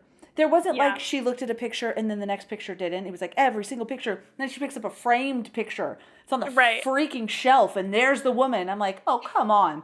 But having the nails, it does kind of bring it up to that level of, oh yeah, she was that obsessed. Because I saw, she was obsessed with him. I saw like, well, obviously we all saw in the journal where she's like, Peter. But I thought, because I think of like teenagers when did you used to wrap your textbooks in like paper bags and then draw all over them? Or that was like my era? Kind of. I know what you're talking about, but by the time I bought those things or needed them, you could buy stretchy book covers. Oh, okay. I do you remember grocery these? Bags. Okay. Yeah, these were like you bought them and they were like tie-dye, fucking 90s just bullshit that you would stretch over the outside of the book. Oh, that's cool. Okay, I used grocery bags, right? And then we just fold them and tape them, and then you have a brown paper bag over your book and you draw. Yeah. And you'd have like the guy you're into like all over. You practice writing your name with his last name or her last name, right? We all did it. So first in the journal, I was like, wow, she really likes him. But the picture thing, obviously. So for me, it didn't coincide like that picture. Like she's everywhere and she really likes him. I get it. She's writing him letters. But the fingernail thing, I wish I would have caught. Yeah, I wish I would have caught that because that is massive freaky level. Ugh. And that boy he always so beat up because like his dad beat him up before he killed him. He always had those Band-Aids and stuff all over him all the time. Bandages on his knees and cuts on his face. I don't know. That's a good question. I don't know that I don't know that we have a definitive answer just in the research that I did. Although I feel like the times that we see him, he's already dead. And it's just that he's in different forms. It's almost like he's choosing to look less like a ghost or more like a ghost. So maybe it is, or, that he had a home life. Because that guy does seem like he has anger issues, right? So it's totally plausible that he would be this was abusive. Another moment of like this. It didn't ruin it for me, but it was an odd kind of interaction. Bill Pullman goes in and rescues that kid. Doesn't say, he does ask, where are your parents? But he doesn't say, like, what happened to you? You're all beat up. Like, what happened? Are you okay? Like, do you need help? He's kind of just like, is your mom home? And he's like, oh, well. And he sits. And then he gets up and looks at a broken picture. Then he looks out the window. Like, I don't know. That him even being in the house was kind of awkward. Then he ran into the house because he thought the boy. So I get that. He was saving the kid. Yeah. But then he was so not concerned with the kid. He was saving the kid. The kid's clearly beat up. He doesn't even, we should call Child Protective Services. We should, like, something. No, he just kind of is like, okay, the kid doesn't want me to talk to him. So then he starts wandering around the house. Which obviously I'm glad he did, because we got the rest of the story. I just thought that was one of those moments where it was really a bizarre interaction. Choice. Yeah, it was a bizarre choice. Yeah, but didn't ruin it. It was just bizarre. Yeah, I get that. I think that is a good point too, and I hadn't thought of that until right now. But it is sort of like other moments you have like a reason, right? It's like the detective hits the where's the phone and starts hearing it up in the attic. Otherwise, he has like no reason to go up in the attic, right? But he hears it. Oh, we gotta go. Where's that phone? Let's go check it out. That's how he finds the body and the jaw and all that. So, but yeah, that is kind of a weird. I don't remember. It doesn't seem like there's anything to begin his, inspection of the rest of the house. Although he could potentially be just looking for the parents. I don't know. He's just like, what the fuck? What would a normal person do though? Hello? Are you here? Yeah. Your child is hurt? Like, I don't know. Karen immediately calls the boss. Hey, I found this kid, right? Which I think was reasonable. Like, I love that. Yeah, I don't know what to do. Reaction. Yeah, that was awesome. I loved that. Yeah, he just kind of, which made me feel, and this is another part that I don't know if I missed it or this is totally not a part of the story, that maybe he was having an affair with that woman, but probably not because he saw how obsessed she was, but his reactions of being like kind of really not alerting the authorities and stuff is because he was more maybe intimately involved. Okay. You know what I mean? Like if he was having an affair with her, now he's in her home where her husband is, but he, like, what's going on? But again, that's not a part of the story, but that would be a good reason of why he didn't immediately call the authorities and involve himself in all of this. Because if they questioned her, it would come out, all of that. Yeah. I'm just making that stuff up, but. No, but I see that is a weird choice. I also think the other thing that's weird, this is one of the things that I was like, oh, Felicia's going to have a problem with this, is like, I get that the boyfriend would be concerned about like what's happening, especially after hearing that Alex and Yoko are dead. And then coming home and finding the like research and stuff. But why would you go directly to the house? That was the one other thing that I was like, okay, why wouldn't you just wait a little bit longer? See where your girlfriend is? That's the place that you go? You don't go, I don't know. Again, as I'm talking it out, I'm being devil's advocate. I think one of the other things that I love about this movie is the isolation of it. Because all of these people are Americans in Japan, and you get the sense that they can't speak Japanese very well, the majority of them, and they're pretty isolated, right? Like the wife of Matthew's wife is like, that's the conversation. Oh, I went out today and I didn't know where I was, I couldn't find my way back, whatever.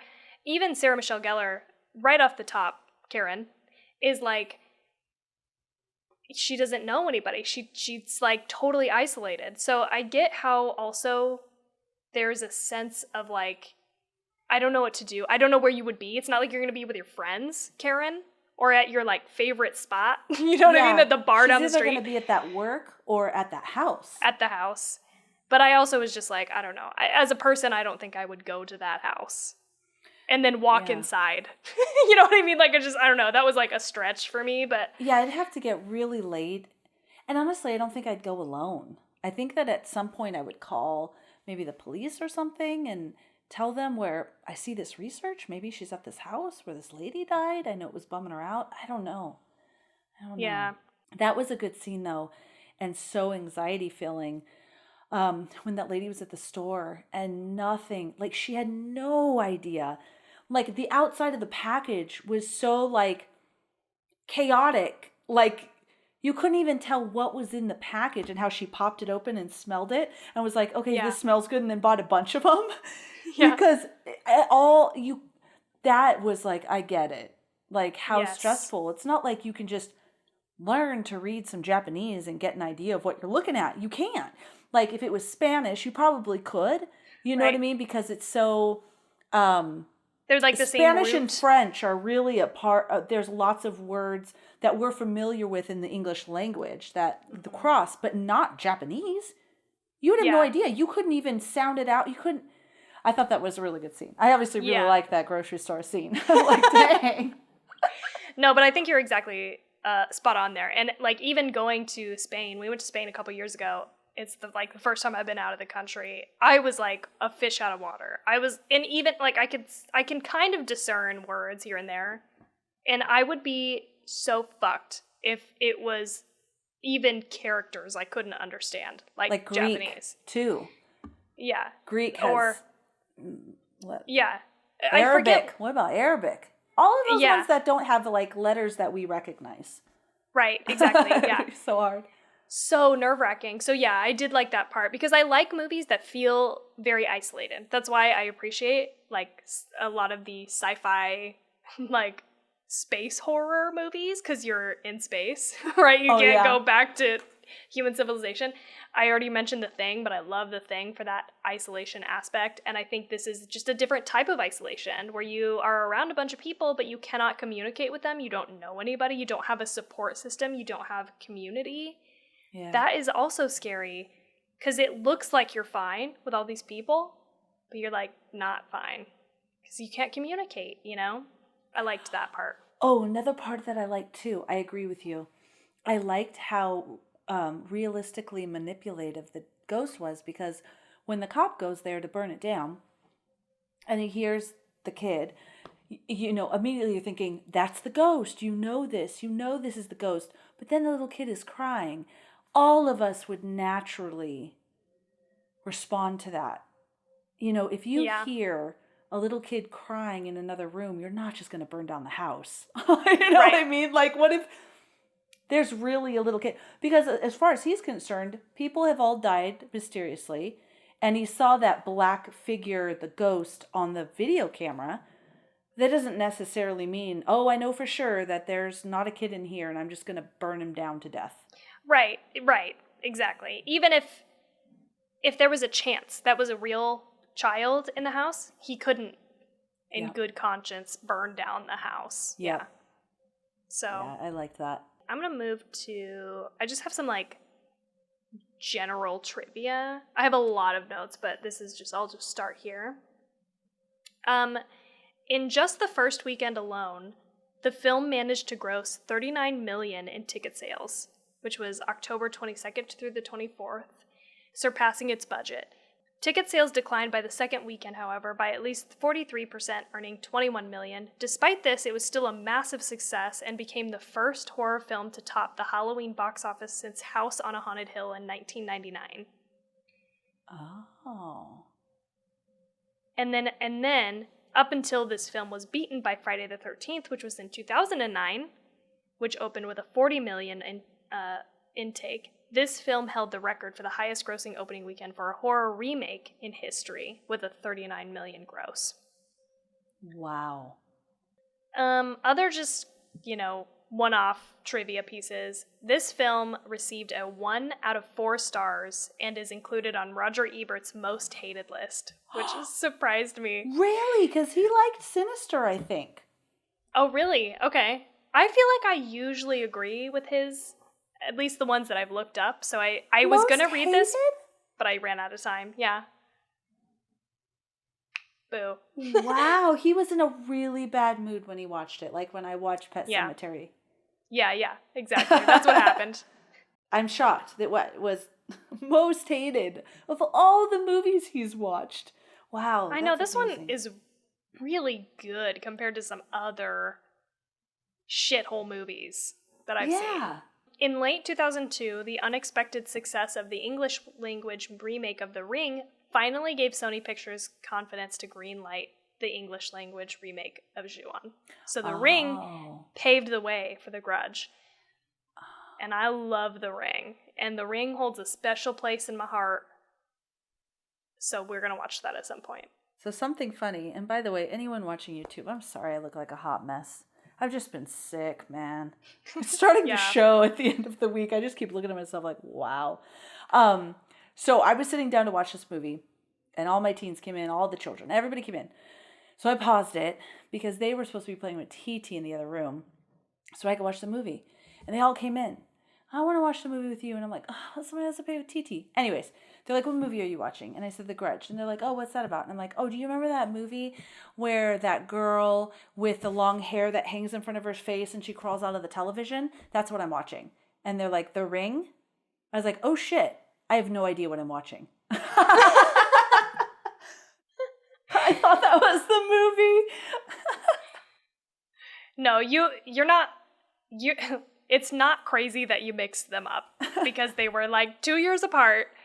They both have a white blonde female protagonist and have to do with these onryo ghosts that look very similar because they're both women with long black hair looking through their black hair and they're ghosts so they have super white skin. So you're not wrong. It's and very similar. And they both contortionately walk, right? Yes. That other one does too, right?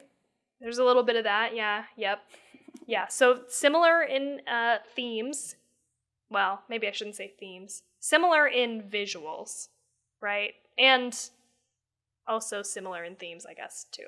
Women with hair in their face are scary. They are scary.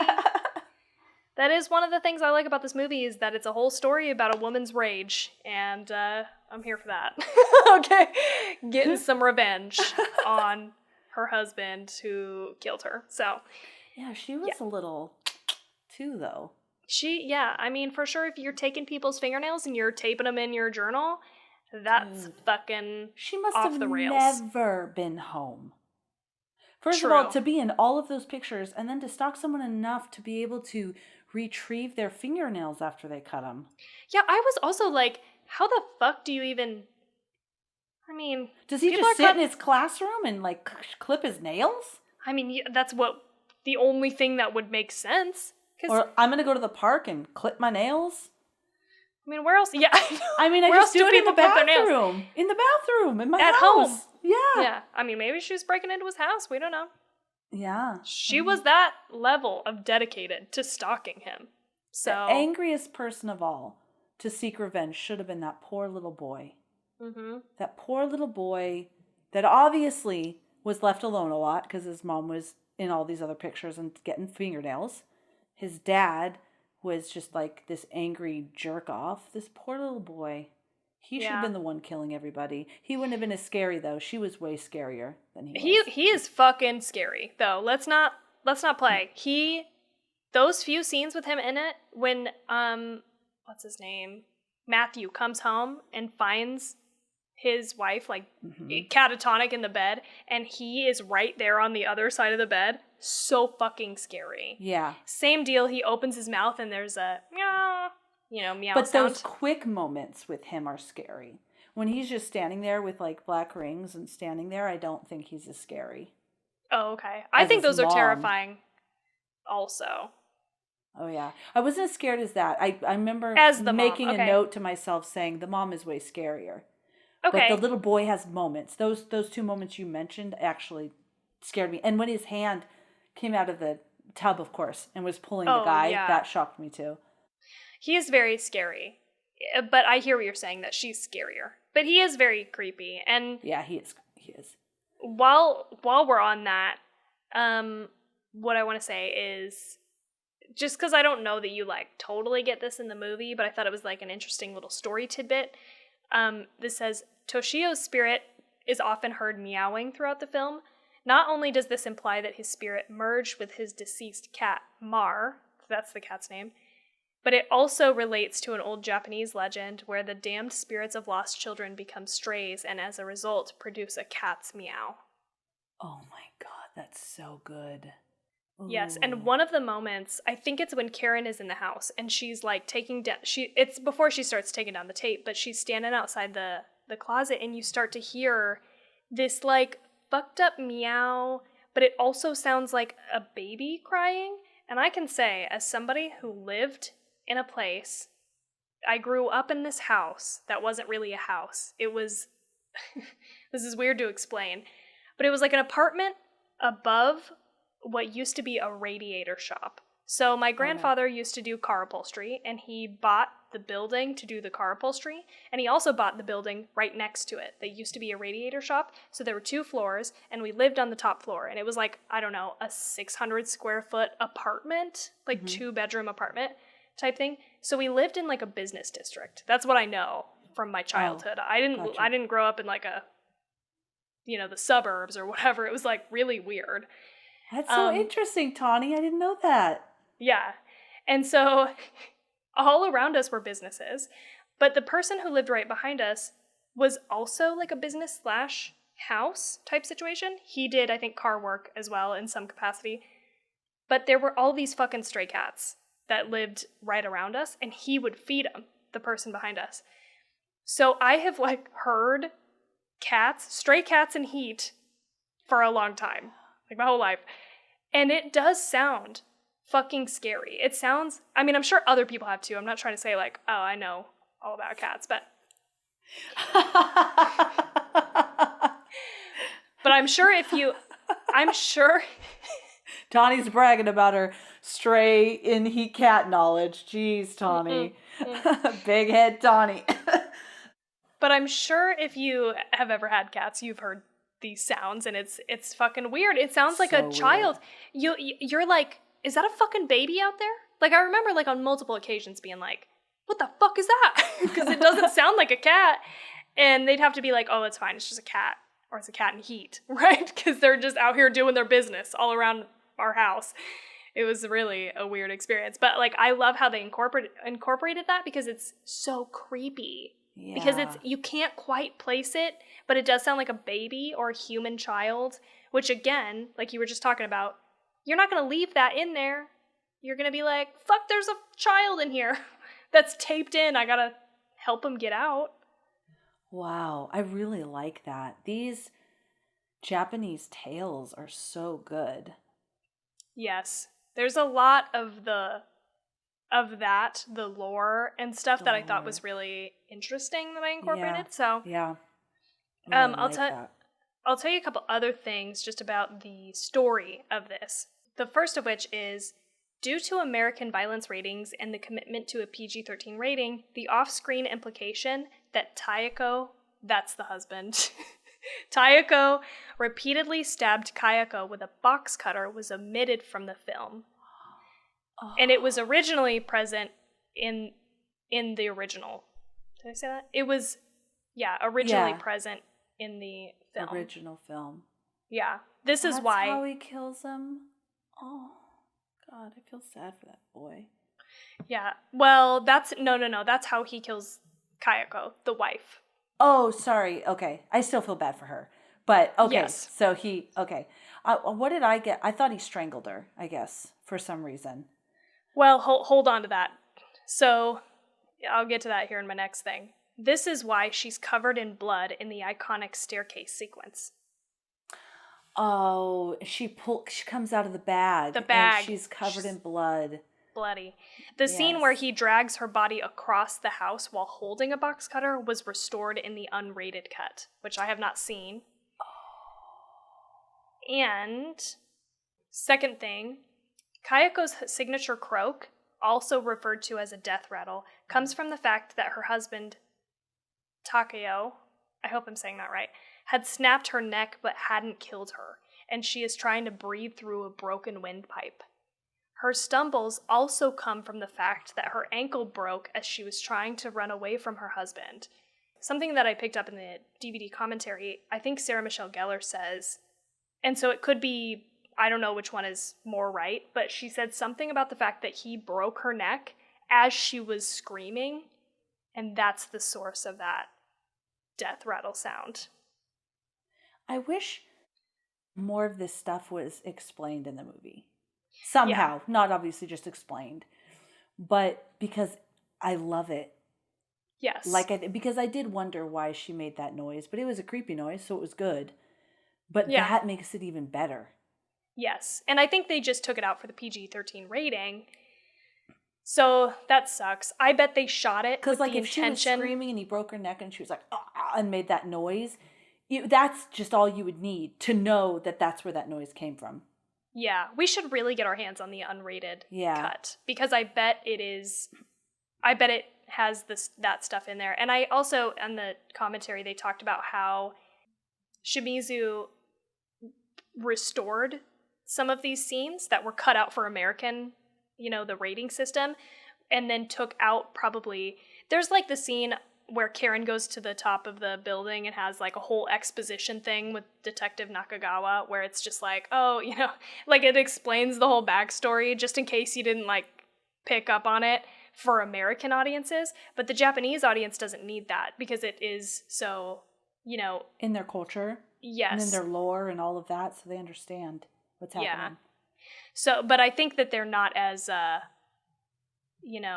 it seems like there's not this same rating system. So I think some of the stuff got put back in for that unrated director's cut.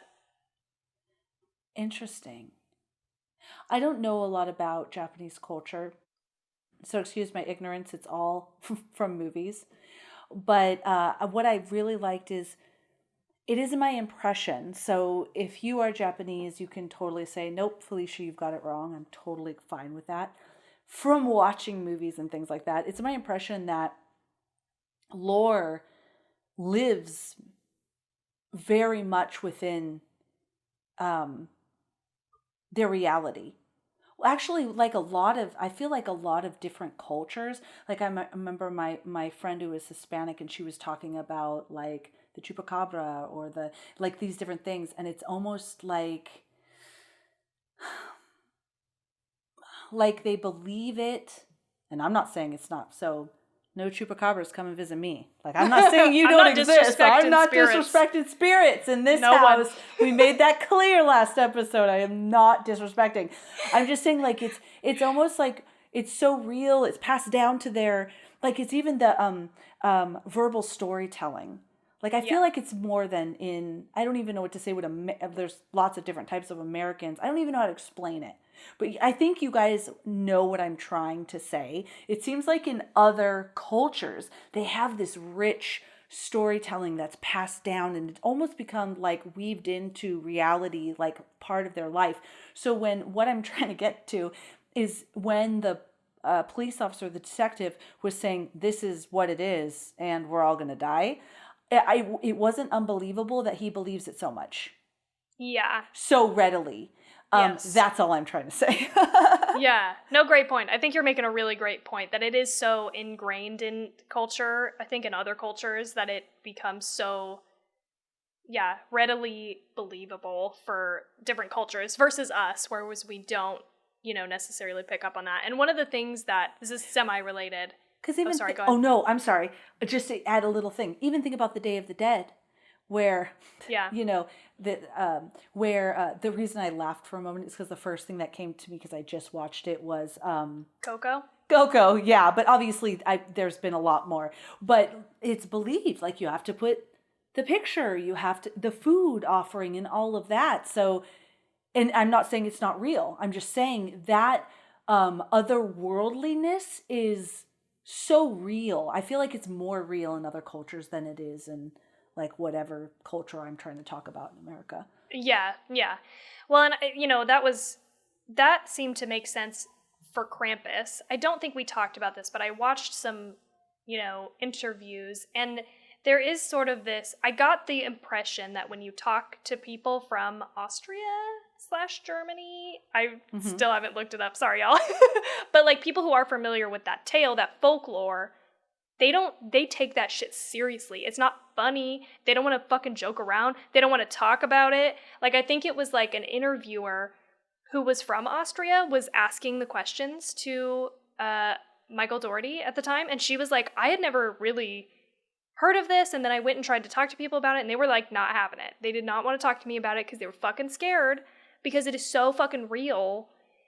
And, I mean, I think within the context of this movie, you also have that scene in the very beginning where Karen and Doug stop at the, it's like a cemetery, and they talk about the things that they're doing. They're, like, lighting, I think, incense to carry, oh, God, you'll have to help me, something through the smoke. Oh, the Buddhists.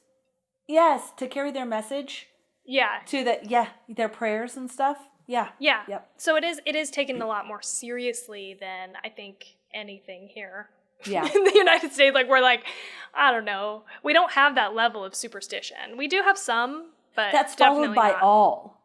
That's followed by all. Yeah. It's like so deeply ingrained. I think that's what I mean when I say, like, in America, we obviously have lots of different cultures that would be Americans and here, but I when I think of that, I think of like in other countries, it's so ingrained in everybody.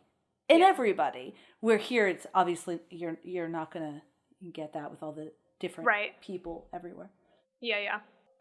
This is semi-related to what you're talking about, but something I thought was interesting is someone talked about how in American haunted house films, what you have is like people who move into a house and get haunted, and then the goal is to try to figure out what happened so that you can stop it, and there's always a way to stop it.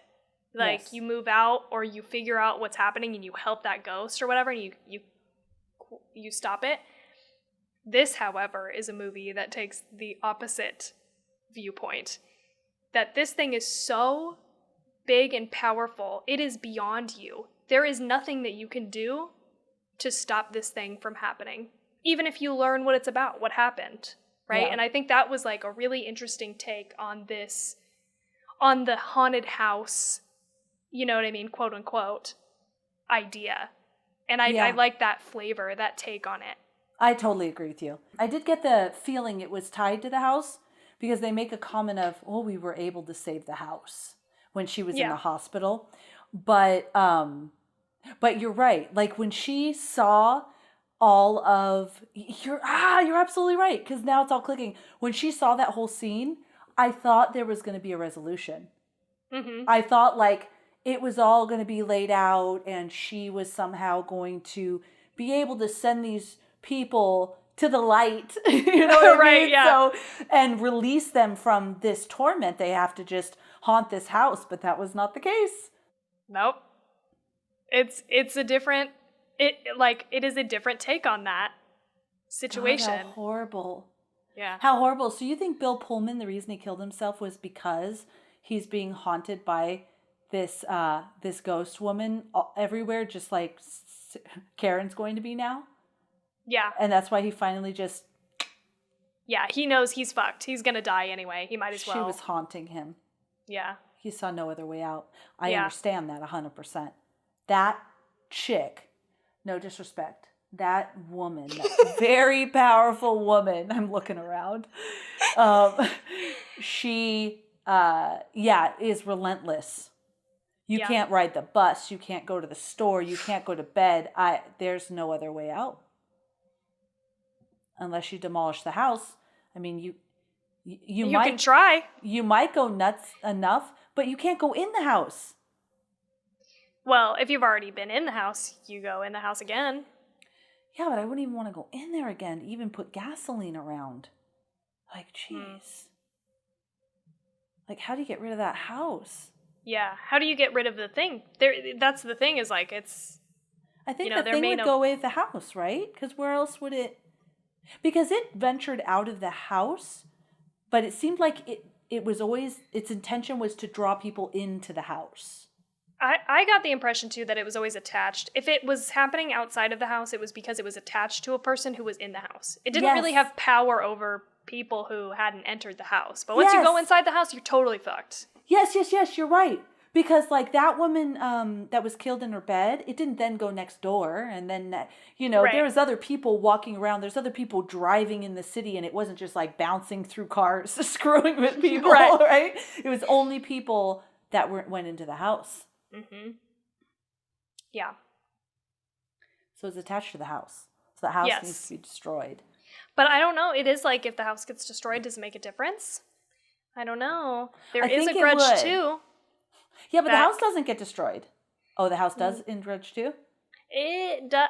I'm not saying that. I'm just saying. Is there even a board left? Because then it could live within the front. It does. The house does survive in the beginning of the Grudge 2. I don't remember. I've seen all these movies, by the way, and I don't really remember what happens beyond this. But I did start watching the Grudge 2 just because I was curious, like, what happens from here.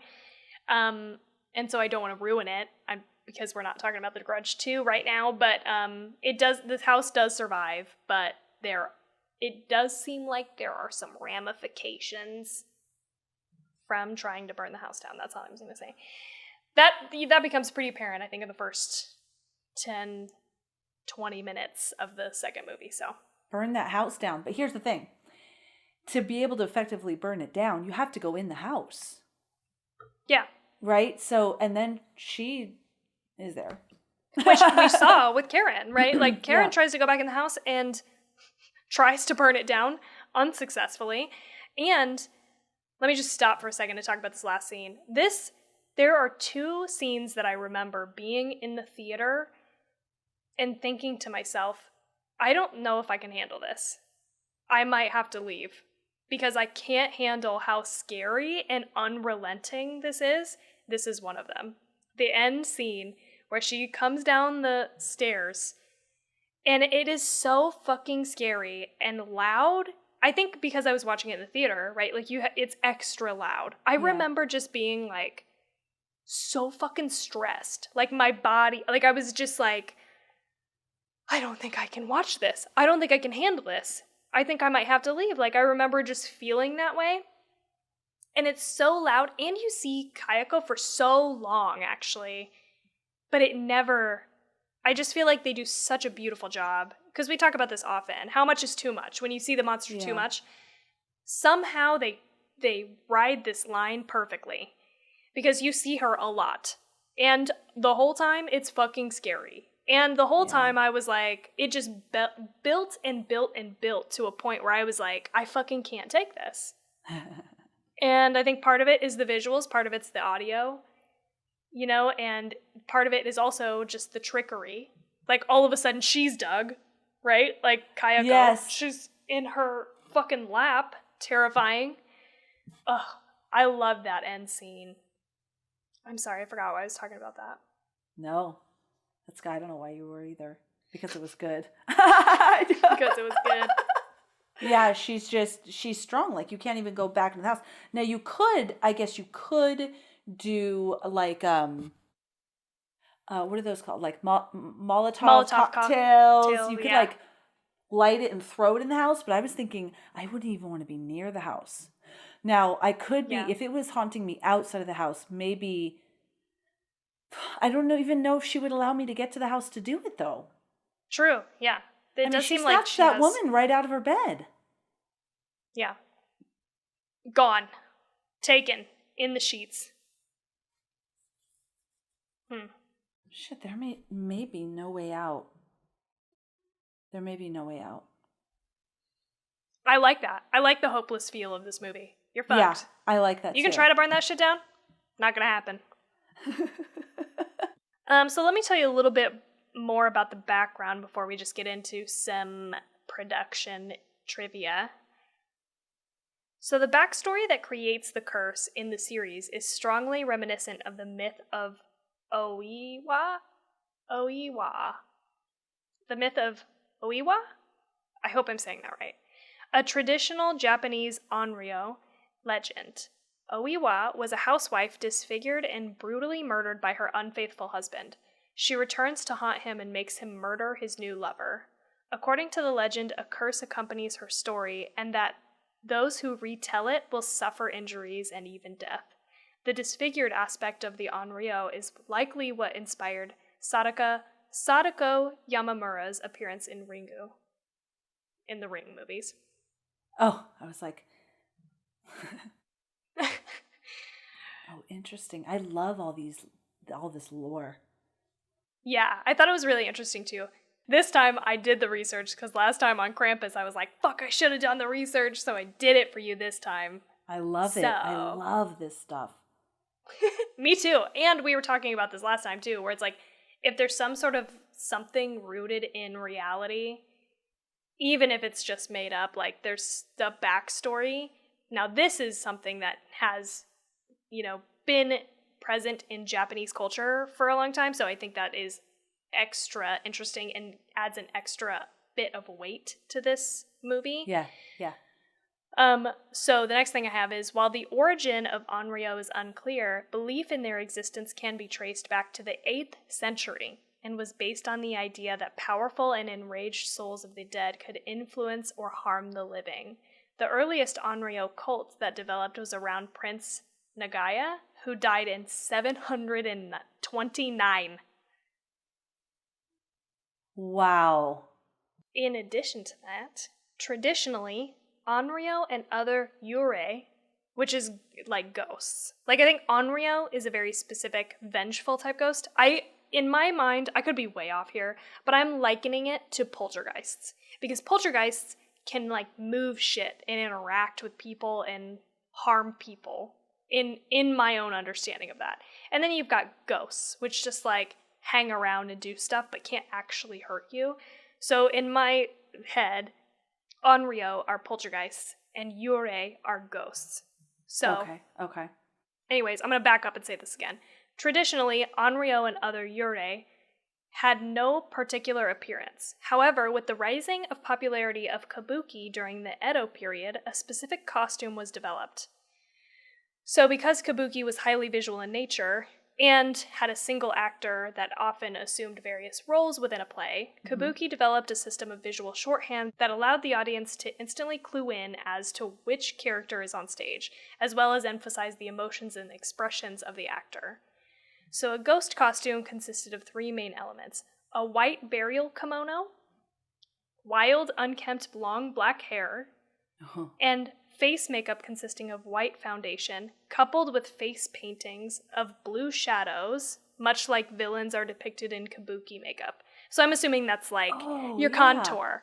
Okay, the gap between your cheekbone and your jaw. I don't know, but that's just my assumption. Okay. Oh, that's very cool. I thought that was interesting because you do see the obviously that nugget taken to a more modern place with the all-white makeup and the all-white outfit of Kayako. And the hair, of course. Okay, you want to hear about some production trivia? Yes. Before filming, the cast and crew went through a ceremony where they were blessed so that nothing bad could happen to them while filming. I love it. See, just what we were saying. Just what we were saying about it being so in the culture that would be a natural thing you would do. Yes, I think that they even said they had like Shinto priests come and do that blessing. They were talking about it on the commentary. Dude, I totally buy it. I get nervous. I literally just was like, and that chick, I'm sorry, I didn't mean to disrespect you. Like, exactly. Totally. That's what I was going to say. That's their version. No disrespect here. No disrespecting any spirits. None. We brought the Shinto priests. It's all good. Is that what she said? Yeah, it's all good. Yeah. See, we're taking it seriously here. The snapping and popping sounds that accompany the appearance of Kayako were made with a hair comb. So that's the popping of her joints and stuff. She goes, yeah. Yeah. But the open mouth gasping sound, the death rattle, was made by director Takashi Shimizu. Oh, he made those sounds? Himself? Yep. Did he stand on his head and compress his body like the one guy did in Black Christmas? Doubtful. I just feel like that weird voice on the collar in Black Christmas didn't have to be that extravagant to get that was voice. Too much. Wait a second. I could just see this actor. Wait a second, everybody. I need to get the voice right. And he's getting on his head. Me, my, me, mo, mo. And then he gets on his head and he compresses and he's like, ah. And either everyone is like, this fucking guy. Or they're like, oh, he's really getting it. 100% they were like, this fucking guy. Jesus. Can you believe this? Yeah. But that's cool because that was a really creepy noise. They did a good job. Mm-hmm. You can't shit on the final product, I guess. I don't know. God, I just keep thinking about that story you told me about the little children being like strays. I love that. I like a painting of that. I don't know what it would be because I'm not an artist, but something depicting that folktale. Stray children ghosts also depicted as cats somehow? Yeah, somebody. Yeah. There's so many creative people out there. They can make something really haunting depicting that. Oh, I'm I would sure. love it. I want that. some really amazing artist to depict everything you just told me. Not like about the whole movie, all the lore that you told me. Yeah. I'm sure some of it exists. We'll just have to do a little search. Yeah. Find it. Yeah. I hope I'm going to do these names justice, and I apologize in advance if I say them wrong. Yuya Ozaki, Takako Fuji, and Takashi Matsuyama all appeared in Ju-on the Grudge, the original in Japan from 2002, and Ju-on the Grudge 2 in 2003, upon which this film was based, all reprising their roles as the doomed Sayaki family. So it's the same people who played the Sayaki family in the originals as it is in the American remakes. Oh, so they just knew their character. That's great. That's very, very cool. I know I've been saying that's cool a lot, but it is. It is neat. And on the commentary, I think it was Sarah Michelle Gellar, or maybe a handful of them, talk about watching, the director talk to specifically the woman who played Kayako, and they're not even communicating in words. They're just communicating in like body language. Like she gets it because she's already done this for a few movies for him. This specific movie, right? This storyline. She's getting it. And I just thought that was really neat to bring the same people back who totally understand your vision and have done this. They've done this rodeo before. They're fucking in. Yeah. So I thought that was really cool too. Yeah, for sure. My favorite scene of the whole movie was the very first scene where that girl goes into the attic and then her face appears. It's like my favorite. I just loved it. I rewound it a few times just to watch it again. I know I've watched it probably that scene more times than I have the entire movie. Because I also rewind it and like to watch it a few times every time I watch it because it sneaks the fuck in. It's so sneaky the way they do it. It's good. I mean, we've talked about this before, but it's just my favorite type of slow build scare because you see it in the background. You see her face and you're like, you can't, it's quick, but you're like, what is that? Oh my God, Yeah. Like, and it's just enough. Your mind's starting to make sense of it and it's gone. Yes. So, I kept rewinding it. So good. Well, probably it's either my first or my second favorite scene of this whole movie. And let me just jump ahead to Yoko. Fucking Yoko. Oh, I forgot. Oh, she was so scary. I love, the scariest, I would say, arguably, the scariest moment in this entire movie. It's the same thing. Your mind is starting to put together what is wrong with her face, and it goes away. Yeah. The editing is to the frame, just in this movie, of the moment. Exactly what you're saying. The moment you make sense of what you're seeing, blow, we cut away. It is so fucking spot on. I just love it. It's like, it's perfect. It's really perfect as far as timing goes. Yeah. And I noticed, just in the first 30 minutes of The Grudge 2, there were a couple moments that held a little too long. I was like, oh, they needed to cut away from that. Like, half a second before they did. But this movie is perfect the way it happens. Oh God. But Yoko is my favorite. She's probably my favorite minor horror character of all time. And her scene in this, where she's missing that fucking jaw, I mean, that's the moment that I think of this movie when I remember that it's PG-13 and go, what the fuck? No way. Like, that is one of the scariest images I have ever seen. You know what? In movies. In my notes, I did have, whose jaw was that? Because when I saw her, my mind was scared by it and didn't have enough time to compute what was really happening. She had a very long tongue. Her face was all fucked up, and then it was gone. Like, so It took me a minute, and I remember them really focusing on the jaw.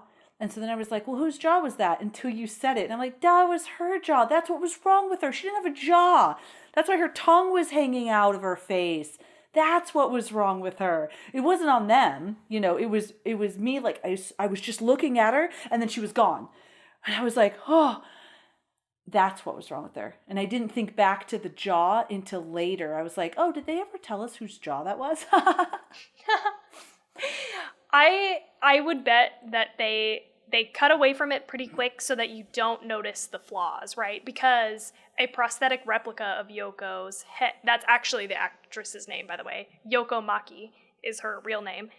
A replica of Yoko's head was used for the scene where a jawless Yoko attacks and kills Alex. So, like, I wonder if they didn't just hold on that for just enough time before you realize that's a prosthetic head. Yeah. Very likely. And so I get why you wouldn't have made the connection right away because it's so fast. But once you know, you're like, fucking ew. That's why. Yeah. So gross. So gross and so perfect. And I just love it. I'm like, at some point, I would love to be Yoko for a Halloween costume or something. Like, I don't know how I would accomplish that. But, God, you could I would accomplish love that. to. Probably with makeup, right? Oh, yeah. I see that stuff all the time. On like all these different... Our profile follows a bunch of makeup artists where they... Yeah. I don't know how. We could probably do a tongue, like down the jaw or something. Yeah. They do crazy shit where it looks like you're missing half of your body just by how they, shade and do all that.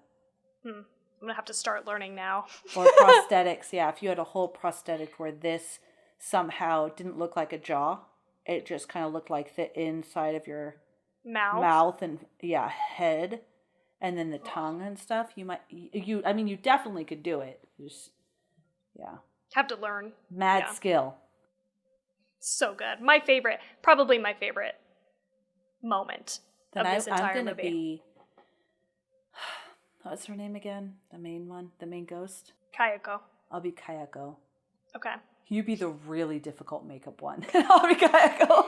No, actually, we should switch. Yeah, you're better at makeup than I am. You should do that. Not that good. Oh, man. Here's another interesting fact about the production. The house was completely built on a soundstage. It was built like a normal house, though.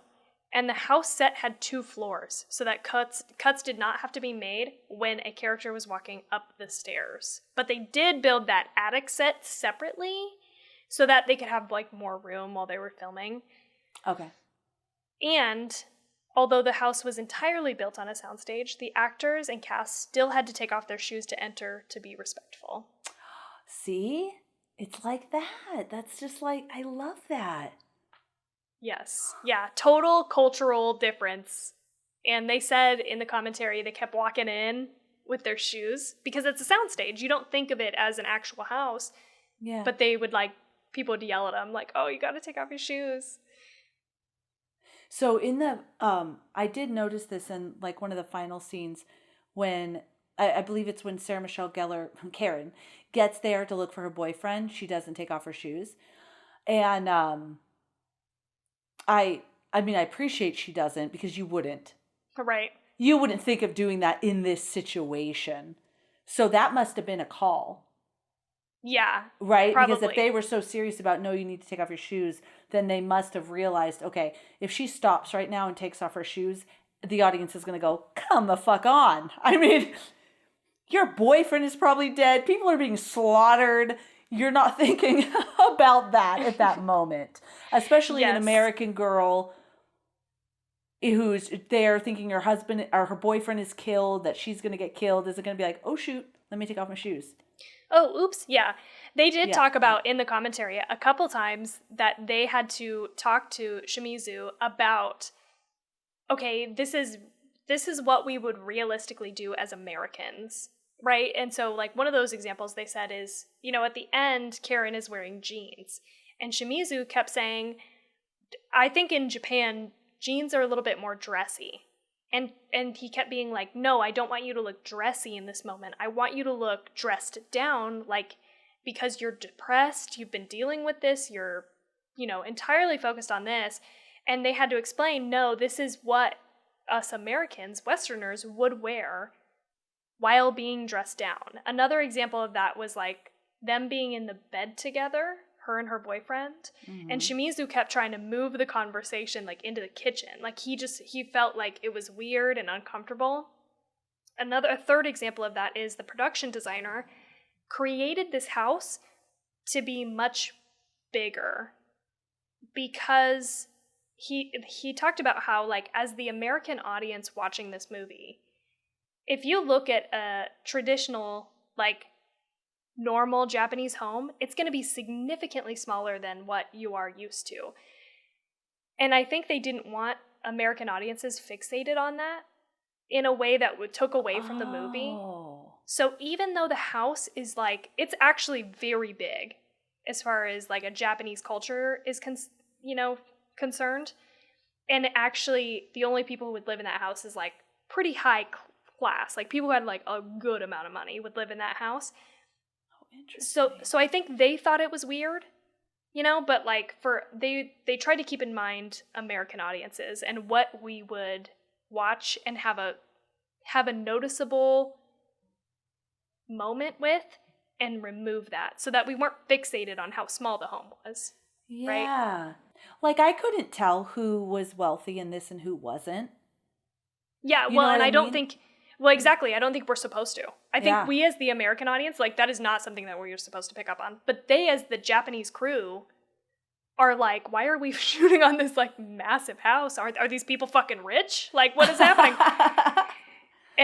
So I think there were, like, many moments where they had to explain and make some sort of connection there, and I bet that's one of those moments. I'm bringing it back now, but I bet that's one of those moments. Whereas the American audience, I mean, who knows? Maybe even the Japanese audience, if your life or somebody that you love's life is in peril, you might not think to take off your shoes at the door.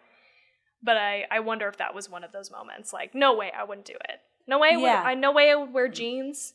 It's okay to be in the bed at the same time. Jeans are very casual. The only step down they could have done is put her in some joggers or sweatpants. Yeah, some sweatpants. Yeah, that would have been, that reminds me of depression. Cozy sweatpants. Sweatpants. yeah. But jeans, she didn't look she looked very appropriately dressed. She had jeans and that puffer vest because it was cold outside, but she didn't look fancy at all. That is the end of my trivia. Wow, good trivia. Very cool. Thank you. Loved hearing all of that. This was a very good pick. I'm so excited for Silent Hill. Me too. I almost messaged you 18 times throughout the week to be like, okay, lower your expectations. I don't want you to get too excited. Like, just watch it. Just listen. Just love it. I don't know what I was trying to tell Felicia. Just love it. Please, and now God, just love it. Now I'm going to do that for the next 2 weeks for Silent Hill. And so I feel that. I feel nervous because I think that level of excitement and love you have for this is what I have for The Strangers. Okay. We're on par with the... Okay. Yeah. With the energy level. We're going to have to love these next 2 movies, both of us, or else we're going to break each other's hearts. Yeah, that's really what it comes down what's to. Happening here. Is there going to be a podcast in February? We don't know.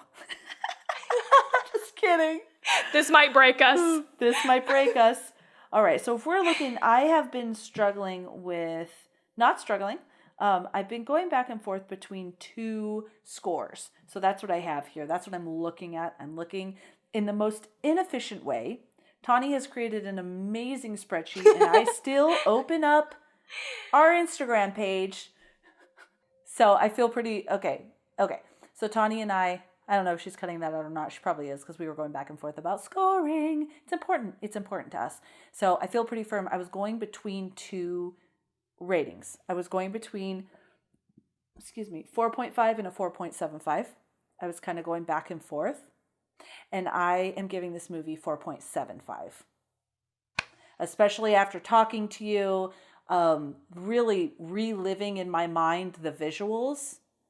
Mm-hmm. When I watched it, I think it was fresh with like those moments I was talking about with the acting or whatever. And I was like, okay, maybe this is, but now rethinking it all, 4.75.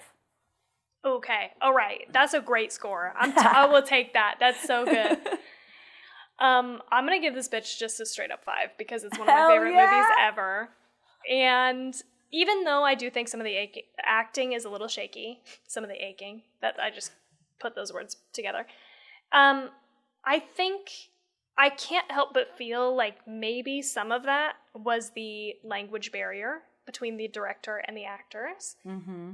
And so I forgive that, and I think there was more of a focus on the scary moments, the actual ghosts, the onryo themselves, and I think that's okay in this movie. I think it works really well, and I accept that, and I have huge nostalgic ties, obviously. Went and saw this in the theater several times while I was 13. Who the fuck was watching me? I don't know. But I just love it, and I remember those moments are stamped in my brain. I remember being just obsessed with this movie. I loved it, and I still love it. And like I said, I get giddy as hell. So anyway, I'm just justifying my 5, but I give this a straight up 5 for me. I would have been shocked if you're like, I give it a 4.5. I'd be like, what? I thought about it. What are you talking about? Because you could just tell. Yeah. You just love it so much. And what else deserves a 5? Right. Yes, totally. I thought about dinging it, but I couldn't do it in my heart. And I know, shout out to Michael from We Love Horror Podcast. He loves this movie too. And so we are kindred spirits in that way. Just that I was like listening to him talk about it, and I was like, me too, I love this movie. So that's where we land on our ratings. I love it. I have one thing to say. I'm going to change my Sinister to a 4.9 because I've done it already. Because remember in the episode you were like, yeah, I was like 4.9. You're like, bitch, what are you talking about? And then I was like, oh shit, you're right. Okay. So I am, because I just relived a moment of The Strangers, and I think it deserves a 4.9. Okay, we're demoting it. We're just demoting it to a 4.9. Yeah, just from a 5 to a 4.9. I'll update Instagram. People they probably don't look at it this closely, but if they listen to the episode and then they look at the thing and they're like, dude, what do you rate the movie? You're all over the damn place. I try to put in parentheses changed from a... Oh, that's good. Yeah. So that way if people come across it later. Yeah. Yeah, they're not like, we don't know if we could trust these girls because... What's happening? What's happening? They can't even make a post from the ratings that they talk about. So I'm doing right now, changed from a 5 on January 7th, 2025. Just kidding. I'm kidding. Okay. All right. Final-ish scores. Yes. We can always go back and change them if we want. So if something, yeah, exactly. We're just flexible. We're flexible over here. Whatever you want to do is cool with me. See, I try to think about The Strangers, but then something gets thrown in the mix like Halloween, where there's the nostalgia factor, but not the intense fear factor, Yeah. But still that nostalgia, you know what I mean? Yes. Just makes you feel all the feelings inside, so... It sure does. And I think that's totally fair. Like we talked about with me rating slasher films like lower just because slashers are not my favorite. And so that's just, that is part of our own personal rating system. And, you know, what else is fucking subjective more so than our own ratings of movies? So we're allowed to because sometimes I do get caught up in the like, oh, do I need to rate this differently because of objective reasons? Like, it didn't scare, I wasn't terrified. Yeah, other people would like it. It's historic. Yeah. Like, I definitely get caught up in those creep thought processes. Yes. I was definitely in that spiral with Creep Show. Like, me too. We're going to offend a bunch of people if we don't rate this, like, classic horror movie highly. Yes. But, again, like I'm saying, it's our rating, specific to us, so. Yeah. You know, what was the ghost lady's name? One more time. Kayako. I feel nervous to glance around. I hope that we did her justice. Yes. That's it. I really, no disrespect, and you were badass. You were the reason I scored it so high. I hope the score was acceptable to you. Just know that I knocked it down because of all those American actors. Right. It was all their fault. They didn't know how to deliver their lines. You know what, Felicia? Even if you didn't mean to offend her, she's still going to kill your ass. So, yeah, I know. She doesn't care. She's not, she doesn't even care. It doesn't even matter. Tawny, you know the story. You know, no, I know, we're fucked. We're dead. We went into the house. We're done. Good thing I didn't have my kids watch it with me. Oh, yeah. Although maybe, I mean, again, as a 13-year-old who watched this and loved this, I vote yes, but. Oh, no, I would have my kids. I was just referring to the going into the house. They haven't gone into the house, is what I meant, so they're safe. Oh, okay, I got it. They're cool. They were going to watch it with me. I would have watched it with them. It was just one of them had to be with TT. Yeah. And because TT couldn't be in the room. And my oldest daughter sat next to me, and because she was just going to go, watch something in a room. She's like, I'll watch it with you. Then my middle daughter was like, well, I want to watch it. And I'm like, you just promised TT you'd play games with her in your room. Fine. But I wanted to hang out with you guys. And there was this emotional. So I said, nobody's watching it with me. I'll watch it with you both later. Yeah. So we're going to watch it again. Okay. This is one of those movies that is so worth rewatching over and over and over again because you pick up on new things and you understand things deeper, like the timeline, right? Like we kind of broke it down, I think, more so than you do just watching it on your own. But it's like that, the fingernail thing, just moments. It's really great for that. So yeah, I don't remember what it was, but I think something was sinister. It clicked that time when the first time I didn't really understand why that happened, or I caught something. Oh, when I watched Run again, too, scenes where it snuck up on me. Like when she's sitting in the kitchen, that's all I'll say because I'm not going to ruin Run. And the first time I didn't see it, then the second time I did, and I was like holding my breath because my mom was watching with me. I'm like, oh, there she is, Yes. So I love watching movies when it reveals more things to me, or I could see things clearer in a different way. So anyway, totally. Yeah. So with all that being said, our next movie is Felicia's pick, and it is The Strangers. Yes. So let's talk about this real quick, because The Strangers that I do own the uncut version. Is that what you're going to watch? Unrated? Unrated, yeah. I'll watch the unrated version. Yeah, I saw them both available. I don't know which one I've seen. I feel like I've seen them both, and I didn't. I could be wrong. The differences were so subtle. I didn't even really notice the difference. Yeah, because I've seen this movie. I've literally seen this movie, gosh, like 10 times. Okay. And all 10 times, this is why I when I'm rating something, I always think of that movie. My heart is pounding and I am terrified. Every single time. Yeah. It just brings me there. So I know at one point I watched the unrated and I was scared.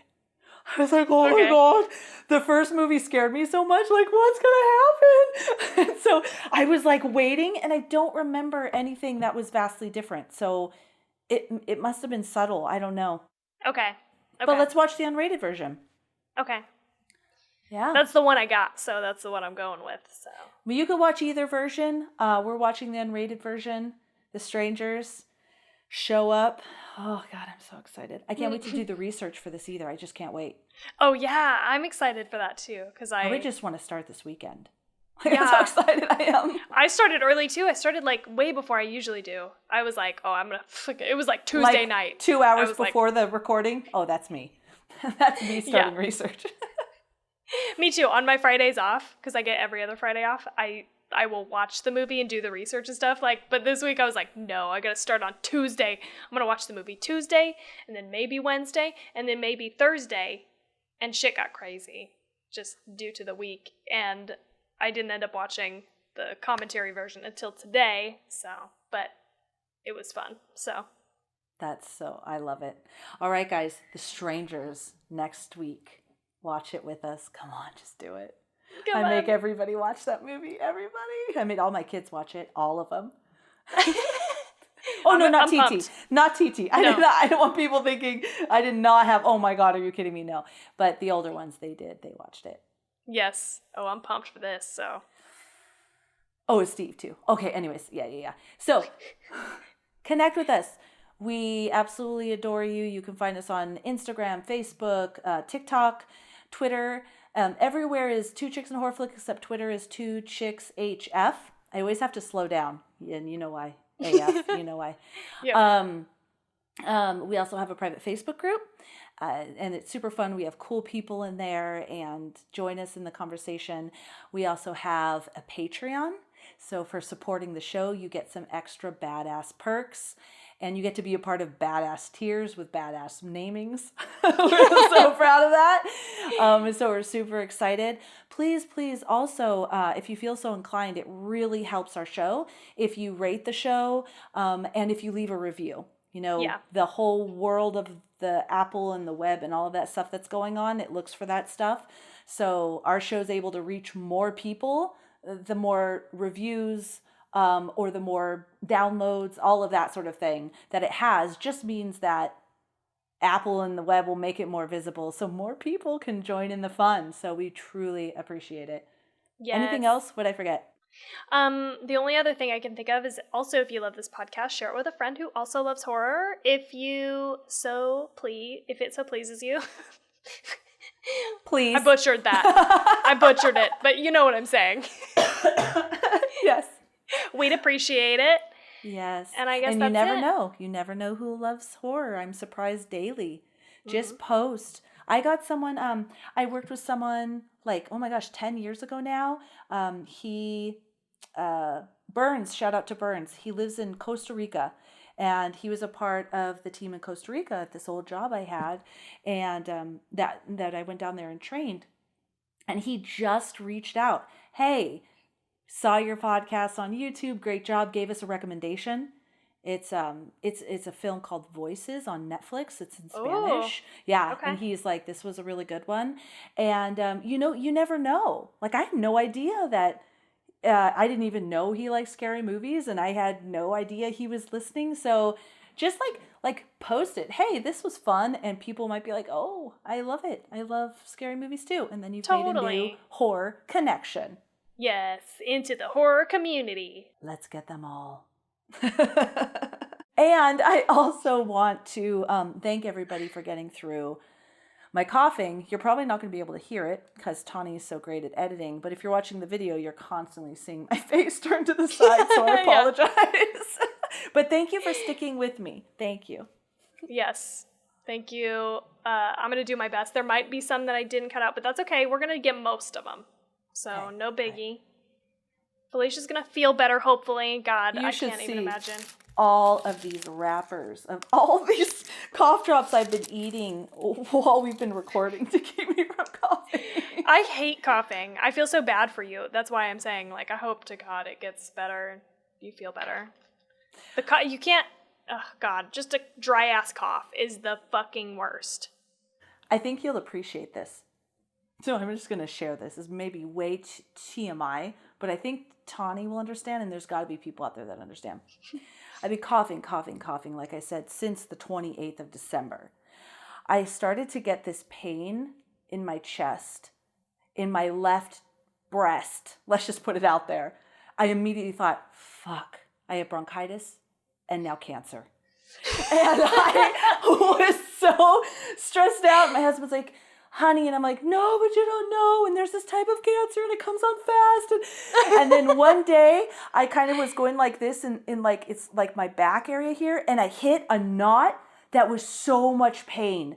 So then I got like, you know, like some warm balm and like right behind here in my rib cage and rubbed it, and the next day I felt much better. Oh shit. Okay, actually I've been feeling pain directly, like exactly what you're saying, like right on either side of it is like my ribs. It's where my ribs connect to my sternum or something. And I've also been coughing a little bit. Like I don't have like a major cough. I just like every once in a while.